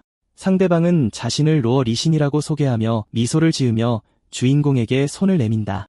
우리의 영웅은 상대방 팀에 350명이 있다고 생각하고 제안을 받아들인다. 로어 리신은 그의 업적에 대해 들었다며 대단하고 겸손할 필요가 없다고 말한다. 바텐더는 임무 규칙이 3인 1조이기 때문에 불가능할 것이라고 말한다. 갑자기 귀여운 소녀가 나타나 둘이 아직 팀원을 찾고 있는지 묻는다. 그녀는 자신을 사쿠라 팀의 C등급 헌터링 위라고 소개하며 합류를 제안한다. 미소를 지으며 루리사는 즉시 수락하고 새로운 팀원을 환영한다. 이제 정식 팀이 되었으니 바텐더에게 시작하기 좋은 임무 추천을 부탁한다. 주인공은 그러고 나서 괴물이 많고 가능하다면 마지막에 보스가 있는 어려운 임무를 부탁한다. 종업원은 그의 무모한 태도가 그의 대장을 떠올리게 하지만 임무가 있다고 말한다. 그는 유령숲에서 실종된 아이들을 추적하는 3개의 별 임무를 보여준다. 바에 있는 남자에 따르면 그곳은 한때 평화로웠지만 지금은 숲에 귀신이 들렸다고 한다. 주인공은 망설임 없이 카운터를 치며 즉시 임무를 수락한다고 말한다. 그와 함께 화면에 팀 결성과 위험한 숲 임무 수락이 확인된다. 레션은 걱정하지만 MC는 자기가 있으니 두려워할 필요 없고 그의 검이 모든 것을 해결해 줄 거라고 말한다. 종업원은 문제는 유령이 아니라 시간이라며 아이들이 이미 실종됐다고 경고한다. 그는 3가지 경로가 있는 지도를 보여주며 2가지는 빠르지만 매우 위험하다고 설명한다. 3번째 옵션은 안전하지만 10시간 이상 걸리기 때문에 아이들에게는 너무 늦을 것이다. 그러자 새로운 소녀가 소심하게 문제에 대한 해결책이 있다고 말한다. 그러면서 그녀는 손에 들고 있는 빛나는 새우를 보여주며 그 물건에 매우 자랑스러워하는 표정을 짓는다. 밖에서 그녀는 새우를 들고 사오란을 부르며 가장 좋아하는 간식을 제공한다. 그러고 나서 그녀는 새우를 하늘로 들어 올리고 거대한 푸른 에너지가 나타나 소환을 알린다. 그와 함께 하늘에서 거대한 푸른 에너지 우물이 나타나 모두를 감탄하게 만든다. 그들은 고래의 충격을 받고 그녀는 크기를 고려할 때 그냥 아기일 뿐이라고 설명한다. 우리의 영웅은 그것이 현존하는 가장 빠른 생물이라며 감탄하고 상대방은 가격에 대해서만 생각할 수 있다. 젊은 여성은 고래가 높은 고도에서만 날 수 있기 때문에 이로 올라가야 한다고 설명한다. 그러자 우리의 영웅은 소녀를 팔에 안고 상대방은 왜 그녀가 그와 함께 날지 않았는지 궁금해한다. 일단 고래 위에 올라타자 상대방은 비행이 안정적이고 빠르다는 느낌조차 들지 않아 이상하다고 말한다. 그녀는 고래가 느리지만 지름길을 이용할 수 있다고 설명한 다음 생물에게 준비하라고 말한다. 그러면서 젊은 여자는 생물에게 가라고 소리치고 푸른 번개가 모두를 감싸기 시작한다. 그러자 고래는 공간 균열 속으로 뛰어든다. 그와 함께 그들은 공간이 모두 왜곡된 일종의 웜홀을 통과한다. 우리의 영웅은 그것이 공간 왜곡인지 궁금해하며 익숙한 사악한 에너지가 근처에 느껴진다. 고래의 지름길은 그들을 보이드 숲, 즉 보라색 안개로 가득 찬 어두운 장소로 바로 데려다준다. 고래는 그들을 거기에 두고 그룹은 그들의 위험한 임무를 시작하기 위해 어두운 숲에 착륙한다. 우리의 영웅은 숲이 항상 평화로웠는데 전체 학급이 그 안에서 사라지는 건 이상하다고 말한다. 그의 새로운 파트너는 그곳의 분위기가 불길하고 끔찍한 지역 전설을 떠올리게 한다고 말한다. 놀란 2 남자는 그들의 새로운 동반자에게 이 무서운 이야기가 무엇인지 물었다. 그녀는 과거에 그곳이 풍요로움으로 인해 기적의 숲으로 알려졌다고 설명한다. 이 때문에 그곳은 자원이 풍부했고 여러 인간 생존자들이 그곳에 마을을 세웠다. 그곳에는 새로 도착한 인간들에게 매우 친절한 수인족이 살고 있었다. 하지만 어느 날 밤 인간들은 공격을 받았고 그들의 시체는 경고로 나무에 매달려 있었다. 조사를 위해 팀이 파견되었고 수인족은 주요 용의자로 쫓겼다. 가장 무서운 부분은 유령이 모든 것을 지켜보고 있었고 오직 어린 소녀만이 그것을 볼 수 있었다는 것이다. 주황색 머리의 남자는 유령은 이 세상에 존재하지 않기 때문에 그 소녀는 겁먹었을 것이라고 말한다. 그러자 링이는 아니라고 대답하며 그 어린 소녀는 그것에 대해 확실히 착각하지 않았다고 말한다. 그녀는 그 어린 소녀가 지금은 그녀의 대장이며 그녀가 모든 것을 직접 말해줬다고 밝힌다. 루리사는 그녀의 대장이 사먼이라는 사실에 충격을 받고 우리의 영웅은 유령이 있다면 쉬울 것이라고 생각한다. 짜증이 난 젊은 여성은 그녀의 대장은 사먼이 아니라 영매라고 말한다. 갑자기 아이의 실루엣이 어둡고 무서운 숲을 뛰어다니는 모습이 나타난다. 주인공은 뭔가 있다는 것을 알아차리고 상대방은 학생처럼 보인다며 따라가기 시작한다고 경고한다. 그러자 그 형체는 부서진 창문을 통해 거대한 건물 안으로 들어가 사라진다. 팀은 숲 한가운데 있는 학교 건물을 보고 충격을 받고 그것이 진짜인지 궁금해한다. 그러자 소녀는 건물 위층에서 또 다른 학생의 실루엣을 보고 겁을 먹는다. 그러자 주인공은 모두에게 빨리 안으로 들어가 무슨 일인지 확인하라고 소리칩니다. 하지만 그들이 다가가자 학교 문이 엄청난 힘으로 갑자기 쾅 닫히면서 문 닫히는 소리에 완전히 충격을 받습니다. 바로 직후 초록색으로 빛나는 덩굴이 나타나 학교 건물 전체를 감쌉니다. 곧 이상한 덩굴이 학교를 완전히 장악합니다. 갑자기 주인공의 팔찌가 강렬하게 빛나기 시작합니다. 그는 문이 쾅 닫혀서 도움을 요청할 방법도 없이 갇혔다는 것을 깨닫습니다. 그는 완전히 망가진 학교 복도에 있는 자신을 발견합니다. 갑자기 그는 많은 그림자를 발견하고 불안하게 불을 비추지만 그들은 단지 마네킹일 뿐입니다. 그는 뭔가가 움직이는 것을 본 것 같다고 맹세합니다. 그는 친구들을 찾아보기로 결심합니다. 하지만 갑자기 손이 뻗어 주인공에게 닿으려고 합니다. 손이 그를 만지기 직전에 그는 반응하여 작은 손을 잡습니다. 그가 그 모습을 자세히 보니 단지 겁에 질린 어린 소녀입니다. 그 어린 소녀는 울기 시작하며 그에게 집에 데려다 줄 수 있는지 묻습니다. 주인공은 팔찌를 사용하여 그녀가 유령인지 확인하지만 아무것도 감지되지 않습니다. 그래서 그는 무릎을 꿇고 어린 소녀의 이름을 묻습니다. 그녀는 무언가로부터 도망치다가 반 친구들과 헤어졌다고 설명합니다. 주인공은 그녀의 친구들이 어디로 갔는지 묻습니다. 그 어린 소녀는 유령이 그들을 모두 데려갔다고 밝힙니다. 어딘가 다른 곳에서 한 젊은 남자가 무전기로 통신을 시도하고 있습니다. 갑자기 그 젊은 남자는 이상한 노래를 듣습니다. 그 소리는 방 안에서 나오는 것 같아서 그는 그곳으로 향합니다. 방 안에서 그는 손을 잡고 있는 아이들의 환영을 봅니다. 어린 아이들은 합창으로 함께 노래를 부르고 있습니다. 아이들 한가운데 금발 여자가 누워 있습니다. 그는 절박해져서 그 소녀의 이름을 외칩니다. 그 순간 아이들이 뒤돌아 그들의 진짜 얼굴을 드러냅니다. 주저없이 전사는 작은 괴물들에게 달려듭니다. 그는 간신히 적들을 물리칩니다. 바로 직후 괴물의 몸은 재로 변하기 시작하고 사라집니다. 그 남자는 친구에게 달려가 그녀를 깨우려고 합니다. 유는 마침내 천천히 눈을 뜹니다. 누구시죠? 혼란스러워하며 젊은 여자는 일어나 자신이 어디에 있는지 묻습니다. 그녀의 친구는 그녀가 유령을 만났지만 두려워할 필요가 없다고 말합니다. 그러고 나서 그는 당황해서 그녀를 모든 위험으로부터 보호하겠다고 말합니다. 그러자 그 소녀는 그를 구해준 것에 감사하며 포옹하고 불쌍한 남자는 완전히 굳어버립니다. 어색하게 그 젊은 남자는 항상 그녀의 곁에 있겠다고 말하며 그녀를 진정시키려고 합니다. 갑자기 랑유는 머리를 들어 어둡고 끔찍한 얼굴을 드러냅니다. 촉수가 그녀에게서 뻗어나와 젊은 남자의 몸을 감싸기 시작하고 그는 완전히 겁에 질립니다. 그는 이상한 덩굴에 완전히 휩싸입니다. 모든 것이 사라진 후 진짜 랑유가 복도를 걸어 내려옵니다. 그녀는 겁에 질린 채 복도를 걷고 있습니다. 그 소녀는 신호 팔찌 없이는 어떻게 팀에 연락할지 궁금해합니다. 그녀는 소리를 듣습니다. 그 젊은 여자는 깜짝 놀라며 몸을 돌리고 주인공을 봅니다. 하지만 믿을 수 없게도 갑자기 주인공이 두 명이 됩니다. 갑자기 오른쪽의 주인공이 다른 주인공에게 소리칩니다. 그러면서 그는 앞으로 돌진하여 다른 자신의 얼굴에 강력한 펀치를 날립니다. 충격으로 가짜 주인공은 기괴한 몸을 드러냅니다. 주인공은 돌아서서 소녀에게 두려워하지 말라고 그가 그녀를 보호할 것이라고 말합니다. 그 생물은 일어나서 그도 사기꾼이라고 말합니다. 혼란스러워하며 그녀는 그럴 리가 없다고 말합니다. 그들이 둘 다 가짜라는 것을 깨달은 후 그녀는 자신을 방어하기로 결심합니다.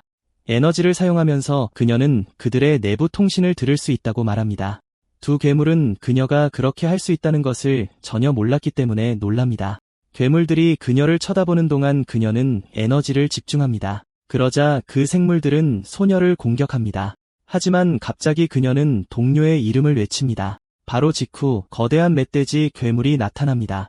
그 거대한 생물은 벽을 부수고 방으로 침입하여 괴물들을 공격합니다. 지체 없이 그 멧돼지는 괴물들에게 돌진하여 갈기갈기 찢어버립니다. 그 멧돼지는 분노에 차서 그 생물들을 노려봅니다. 그 소녀는 괴물 중 하나가 도망치는 것을 알아차립니다. 어딘가 다른 곳에서 그 어린 소녀는 문을 엽니다. 그녀는 방을 가리키며 그들이 저 안에 있다고 말합니다. 그들은 방에 들어가 벽에 있는 이상한 구멍과 마주칩니다.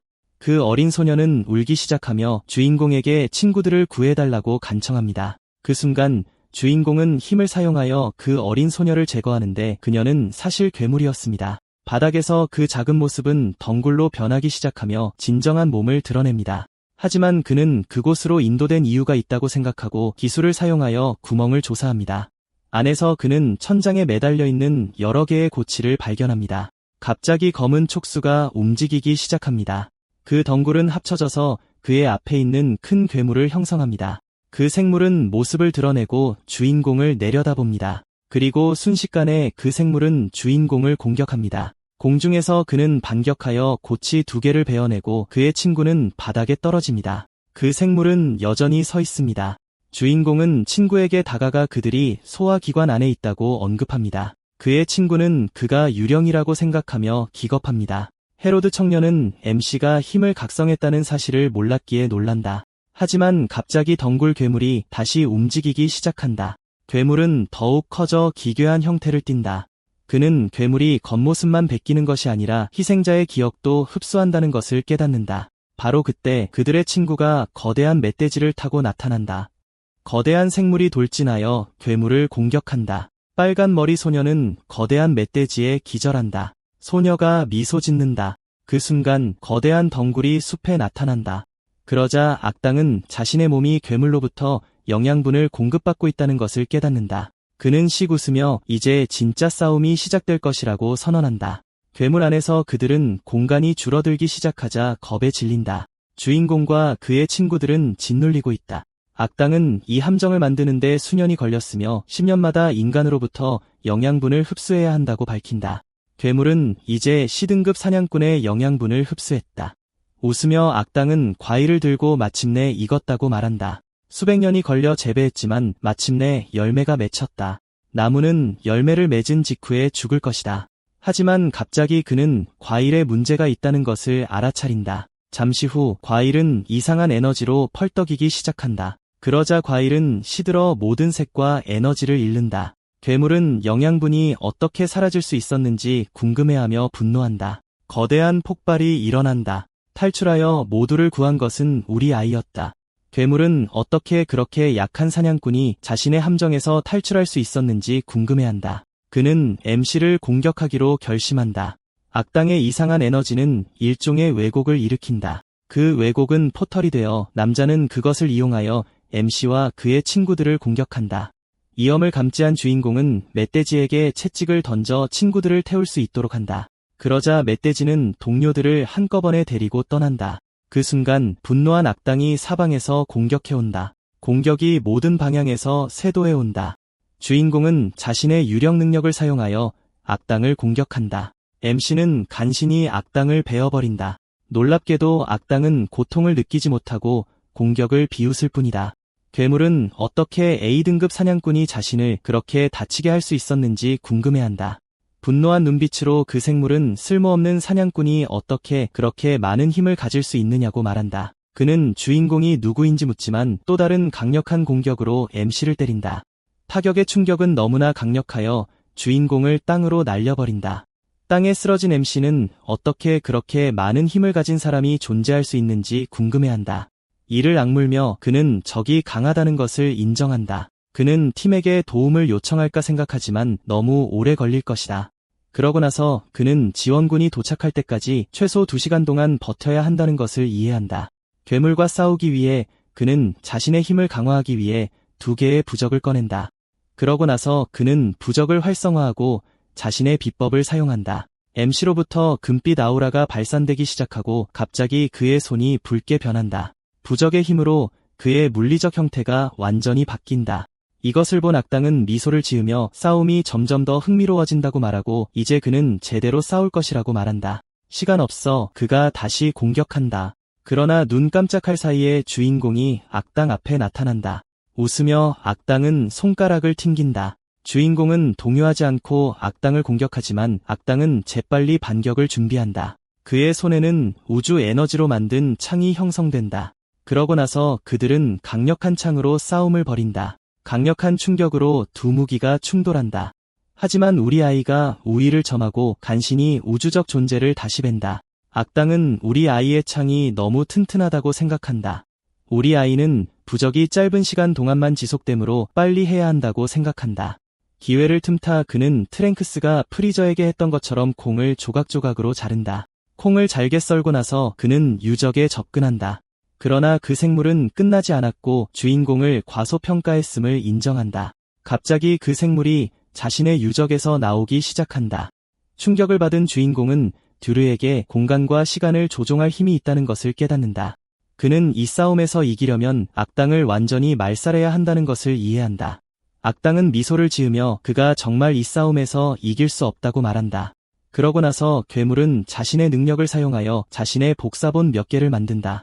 이런 역경에 직면해서도 주인공은 휘파람을 분다. 그러고 나서 그는 에너지로 만든 말을 소환한다. 황금빛 말을 탄 그는 말 군대와 함께 돌진한다. 그러고 나서 시작된다. 주인공은 용을 타고 있는 것처럼 보였지만 사실은 수백 마리의 에너지 말이었다. 황금 군대는 운석처럼 하늘에서 악당을 향해 내려온다. 그는 부적이 효력을 잃고 있으며 강력한 일격을 가해 싸움을 끝내야 한다는 것을 깨닫는다. 다시 한번 그는 악당을 갈기갈기 찢는다. 주인공은 자신이 이겼다고 믿으며 적이 마침내 패배했다고 생각하며 돌아선다. 그러나 악당은 주인공에게 공간-시간을 사용하는 능력을 사용하여 그의 방심을 틈탄다. 다른 곳에서는 흩어져 있는 시체와 해골로 덮인 산이 보인다. 대학살의 한가운데서 신비한 여인이 무언가를 찾고 있다. 그러고 나서 그녀는 괴물의 에너지가 그 지역에서 완전히 사라졌다는 것을 깨닫는다. 심각한 표정으로 여자는 괴물을 찾지 못하면 주인님께 벌을 받을 것이라고 말한다. 그러고 나서 그녀는 거대한 지네를 소환하여 그녀의 괴물을 훔친 도둑을 찾습니다. 붉은 눈으로 그 생물은 먹이 냄새를 맡을 수 있다고 말합니다. 흥분해서 냄새가 저쪽에서 난다고 합니다. 미소를 지으며 그 생물은 도둑이 더 많은 보물을 찾고 있을 것이라고 말합니다. 갑자기 정체를 알 수 없는 그림자가 쏜살같이 지나가 순식간에 해치웁니다. 여인들은 숨겨진 사람을 보고 놀랍니다. 그러자 그림자가 쓰러뜨린 시체 위에 섭니다. 암살자는 이곳 여자들이 매우 아름답다고 말합니다. 그러고 나서 그녀는 입술을 핥으며 그들의 아름다움이 그녀를 매우 배고프게 만든다고 말합니다. 싸움으로 돌아가서 주인공은 우주 공간에 떠 있습니다. 그러자 두건을 쓴 존재가 그에게 다가와 드디어 멈췄다고 말합니다. 자신감 있는 미소를 지으며 에너지체는 놀라움을 좋아하고 우리 주인공의 역사를 보고 싶어 한다고 말합니다. 그러고 나서 그는 자신의 힘을 사용하여 영웅의 얼굴을 만지고 그의 기억을 읽습니다. 두건을 쓴 인물은 그 남자는 평범한 고물 수집가일 뿐이며 특별한 것이 없다고 말합니다. 그러나 갑자기 우주 에너지체는 기억 속에서 본 것에 놀랍니다. 그것은 왜 영웅이 이 세계에 속하지 않는 기억을 가지고 있는지 궁금해합니다. 더 나아가 이상한 생물로 가득 찬 황량한 곳의 이미지를 봅니다. 두건을 쓴 존재는 또한 주인공에게서 강력한 에너지를 감지합니다. 신이 나서 이런 상대를 만나니 엄청 신이 난다고 합니다. 그는 손을 칼날로 바꾸고 영웅이 더 발전하도록 내버려 둘 수 없다고 말합니다. 칼날을 주인공의 목에 대고 두건을 쓴 존재는 그를 지금 제거해야 할지 궁금해합니다. 그들 주변의 공간이 부서지기 시작합니다. 갑자기 정체불명의 소녀가 나타나 크리스탈을 돌려달라고 요구합니다. 에너지체는 그녀가 어떻게 목소리만으로 자신의 장벽을 깨뜨렸는지 궁금해합니다. 소녀는 마침내 목표를 찾았다고 말합니다. 지체 없이 그녀는 빠른 속도로 돌진합니다. 우주 에너지체는 제때에 반응하지 못하고 정통으로 맞습니다. 그녀의 펀치력으로 여자는 존재의 몸통 절반을 찢어냅니다. 붙잡혀 있던 주인공이 떨어지기 시작합니다. 그가 떨어지자 여자가 그를 붙잡습니다. 하지만 그가 땅에 떨어지기 전에 정체불명의 소녀가 어떻게든 그를 붙잡습니다. 그녀는 그의 품에 안겨 영웅에게 괜찮은지 묻고 일어나라고 말합니다. 그가 눈을 뜹니다. 그러고 나서 그는 그녀를 대장이라고 부르며 괜찮다고 말합니다. 하지만 그는 적을 물리칠 수 없었습니다.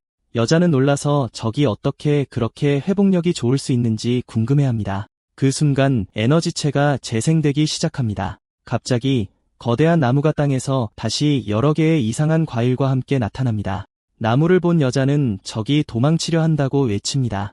그러고 나서 그들은 나무와 그 열매를 동시에 공격하기 시작합니다.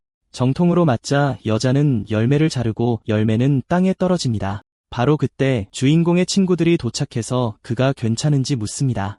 주황색 머리 남자가 다가와 그 이상한 과일이 어디서 났는지 묻습니다. 그러자 영웅은 나무를 가리키며 나무가 사람들을 납치하여 이 과일을 만든다고 말합니다. 대장은 그 과일이 악하다면 즉시 파괴해야 한다고 말합니다.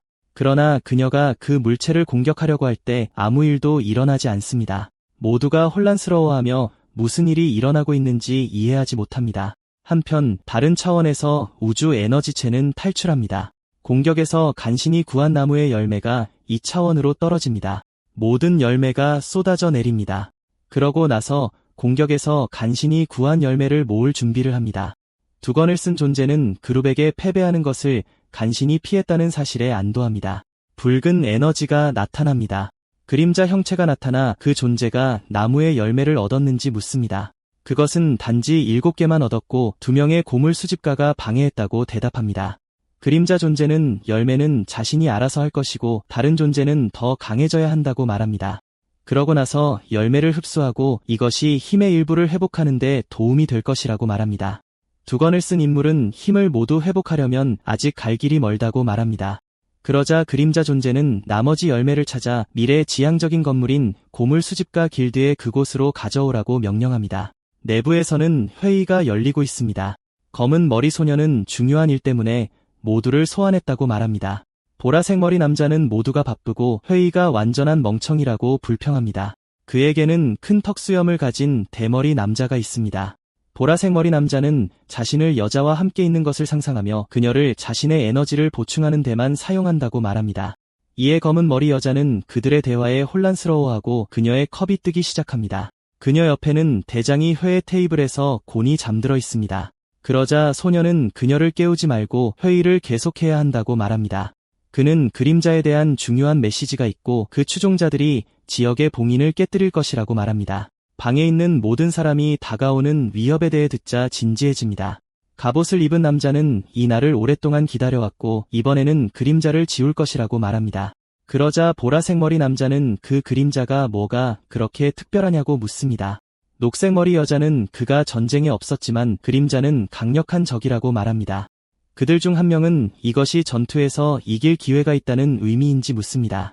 소녀는 기회가 제로는 아니지만 높지도 않다고 대답합니다. 우리는 주인공이 그림자와 싸우는 것을 봅니다.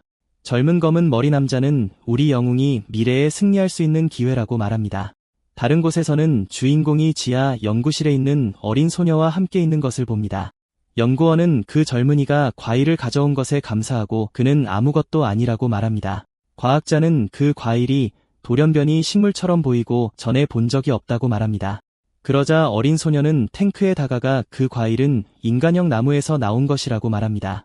영웅과 연구원은 놀라면서 인간형 나무가 뭐냐고 묻는다. 소녀는 의식을 갖도록 진화한 식물 종이라고 설명한다. 그러고는 변이는 나무 씨앗 탈피 단계에서 발생한다고 말한다. 어린 소녀는 그 과정이 완료되려면 수백 년이 걸린다고 계속 설명한다. 그녀는 나무의 에너지가 과일이 익을 수 있도록 과일로 옮겨진다고 말한다. 우리의 주인공들은 혼란스러워하며 어린 소녀가 이 모든 것을 어떻게 아는지 묻는다. 그러자 소녀는 기억이 자기 마음속에 있는 것 같고 아버지에게서 온 것 같다고 말한다. 갑자기 탱크 안에 과일이 맥동하기 시작한다. 연구원은 과일이 곧 익을 것이라고 말한다. 그러고 나서 우리는 이전에 이상한 생물을 본다. 그 생물은 어린 소녀를 공격한다. 노란 옷을 입은 여자가 벨트를 사용한다. 섬뜩한 미소를 짓고 있는 작은 여자도 반격한다. 그녀는 이상한 생물을 공격한다. 괴물은 작은 존재를 비웃는다. 그녀는 너무 자만했고 결국 소녀의 발톱에 썰리고 말았다. 그리고 눈 깜짝할 사이에 그녀는 패배했다. 초록 머리 여자는 적이 단 한 번의 공격으로 패배하는 것을 보고 충격을 받는다. 노란 옷을 입은 여자는 작은 존재가 특별한 등급의 좀비라고 설명한다. 그러고 나서 그녀는 세상에 존재하는 다양한 유형의 좀비들을 보여준다. 여자는 계속해서 작은 존재가 현존하는 가장 강력한 좀비왕이라고 말한다. 그 순간 초록머리 여자는 적에게 그 강력한 좀비가 있다는 것을 깨닫는다. 그리고 그녀가 막 도망칠 생각을 하고 있을 때 좀비왕이 눈 깜짝할 사이에 그녀를 꿰뚫는다. 초록머리 여자는 속았다는 사실에 분노하며 그녀의 몸은 녹아내리고 금색 뼈만 남는다. 미소를 지으며 노란 옷을 입은 여자는 여자에게서 금색 손가락을 훔친다. 그러고 나서 그녀는 작은 존재가 적을 쫓아가 나머지를 회수해야 한다고 말한다. 자둘리 무시무시한 괴물이 땅에서 솟아오른다. 우리는 두 사람이 킹 오브 파이터즈를 하는 것을 본다. 대장은 어린 소녀가 이미 30번이나 연속으로 이겼다고 불평한다. 그러자 주인공이 나타나 청소를 하며 너무 시끄러우니 다른 것을 하라고 말한다. 그러자 대장은 소녀의 임무는 그녀와 함께 노는 것이라고 말한다. 우리의 주인공은 짜증이 나서 어린 소녀를 집에 데려온 것이 실수였다는 것을 깨닫는다. 그는 임무는 성공했지만 무기를 사기에는 돈이 충분하지 않다고 생각한다. 우리의 영웅 리머는 마지막 임무에서 어떤 수정도 찾지 못해 힘들어하고 있다. 그러자 어린 소녀는 그에게 수정을 원하냐고 묻고 그녀는 한 곳을 알고 있다고 말한다. 주인공은 그 정보에 놀라며 그것이 사실인지 묻는다. 그래서 그는 수정을 찾기 위해 어두운 산악 지역으로 향한다. 그는 칼을 들고 협곡을 질주한다. 그곳의 바닥에 도착한 영웅은 거대한 뱀들의 둥지에 있는 자신을 발견한다. 주인공은 올바른 길을 찾기 위해 10개의 분신으로 분열되는 기술을 사용한다. 하루 동안의 수색 끝에 그는 마침내 그가 찾고 있던 장소를 찾는다. 그곳은 밝은 녹색의 빛나는 수정으로 가득 차 있다. 주인공은 흥분하며 이렇게 많은 수정이 있으면 마침내 자신의 클랜을 세울 수 있다고 말한다. 갑자기 동굴 한가운데에 보라색 마법진이 나타난다. 호그와트에서 바로 나온 듯한 소녀가 손에 지팡이를 들고 마법진에서 나타난다. 영웅은 신비한 소녀를 보고 혼란스러워한다. 그러고 나서 그는 그녀가 고물 수집가 아카데미의 신입생 중 한 명인지 궁금해한다. 소녀는 갑자기 그녀의 에너지를 발산하기 시작한다. 마녀 복장이 빠르게 녹아 없어진다. 좀비왕으로 돌아가서 그녀는 거대한 생물에게 달려든다. 그녀는 강력한 핥힘을 퍼붓는다. 그녀의 강력한 일격은 생물의 팔다리 일부를 찢어낸다. 그러나 팔을 잃자마자 다른 팔들이 빠르게 다시 자라난다. 거대한 진해 생물이 좀비왕을 공격한다.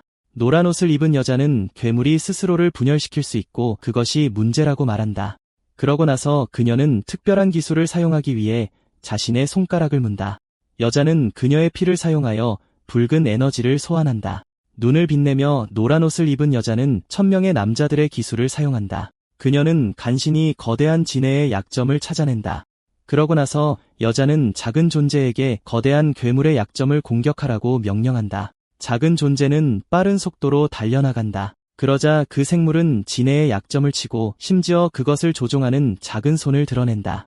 노란 옷을 입은 여자는 칼날로 공격할 기회를 잡는다. 그러고 나서 그녀는 진해와 함께 작은 손을 벤다. 좀비왕은 그 엉망진창인 광경을 매우 좋아한다. 노란 옷을 입은 여자는 그녀의 기술로 인한 육체적 부담을 느낀다. 그러고 나서 그녀는 마침내 위협을 제거했다고 말한다. 그러고 나서 그녀는 쓰러지지만 좀비왕이 마지막 순간에 그녀를 잡는다. 그러고 나서 그들은 우물 안으로 돌아가고 괴물 모기들은 전투에서 날아간다. 그들은 우물에 대한 중요한 정보를 가지고 간다.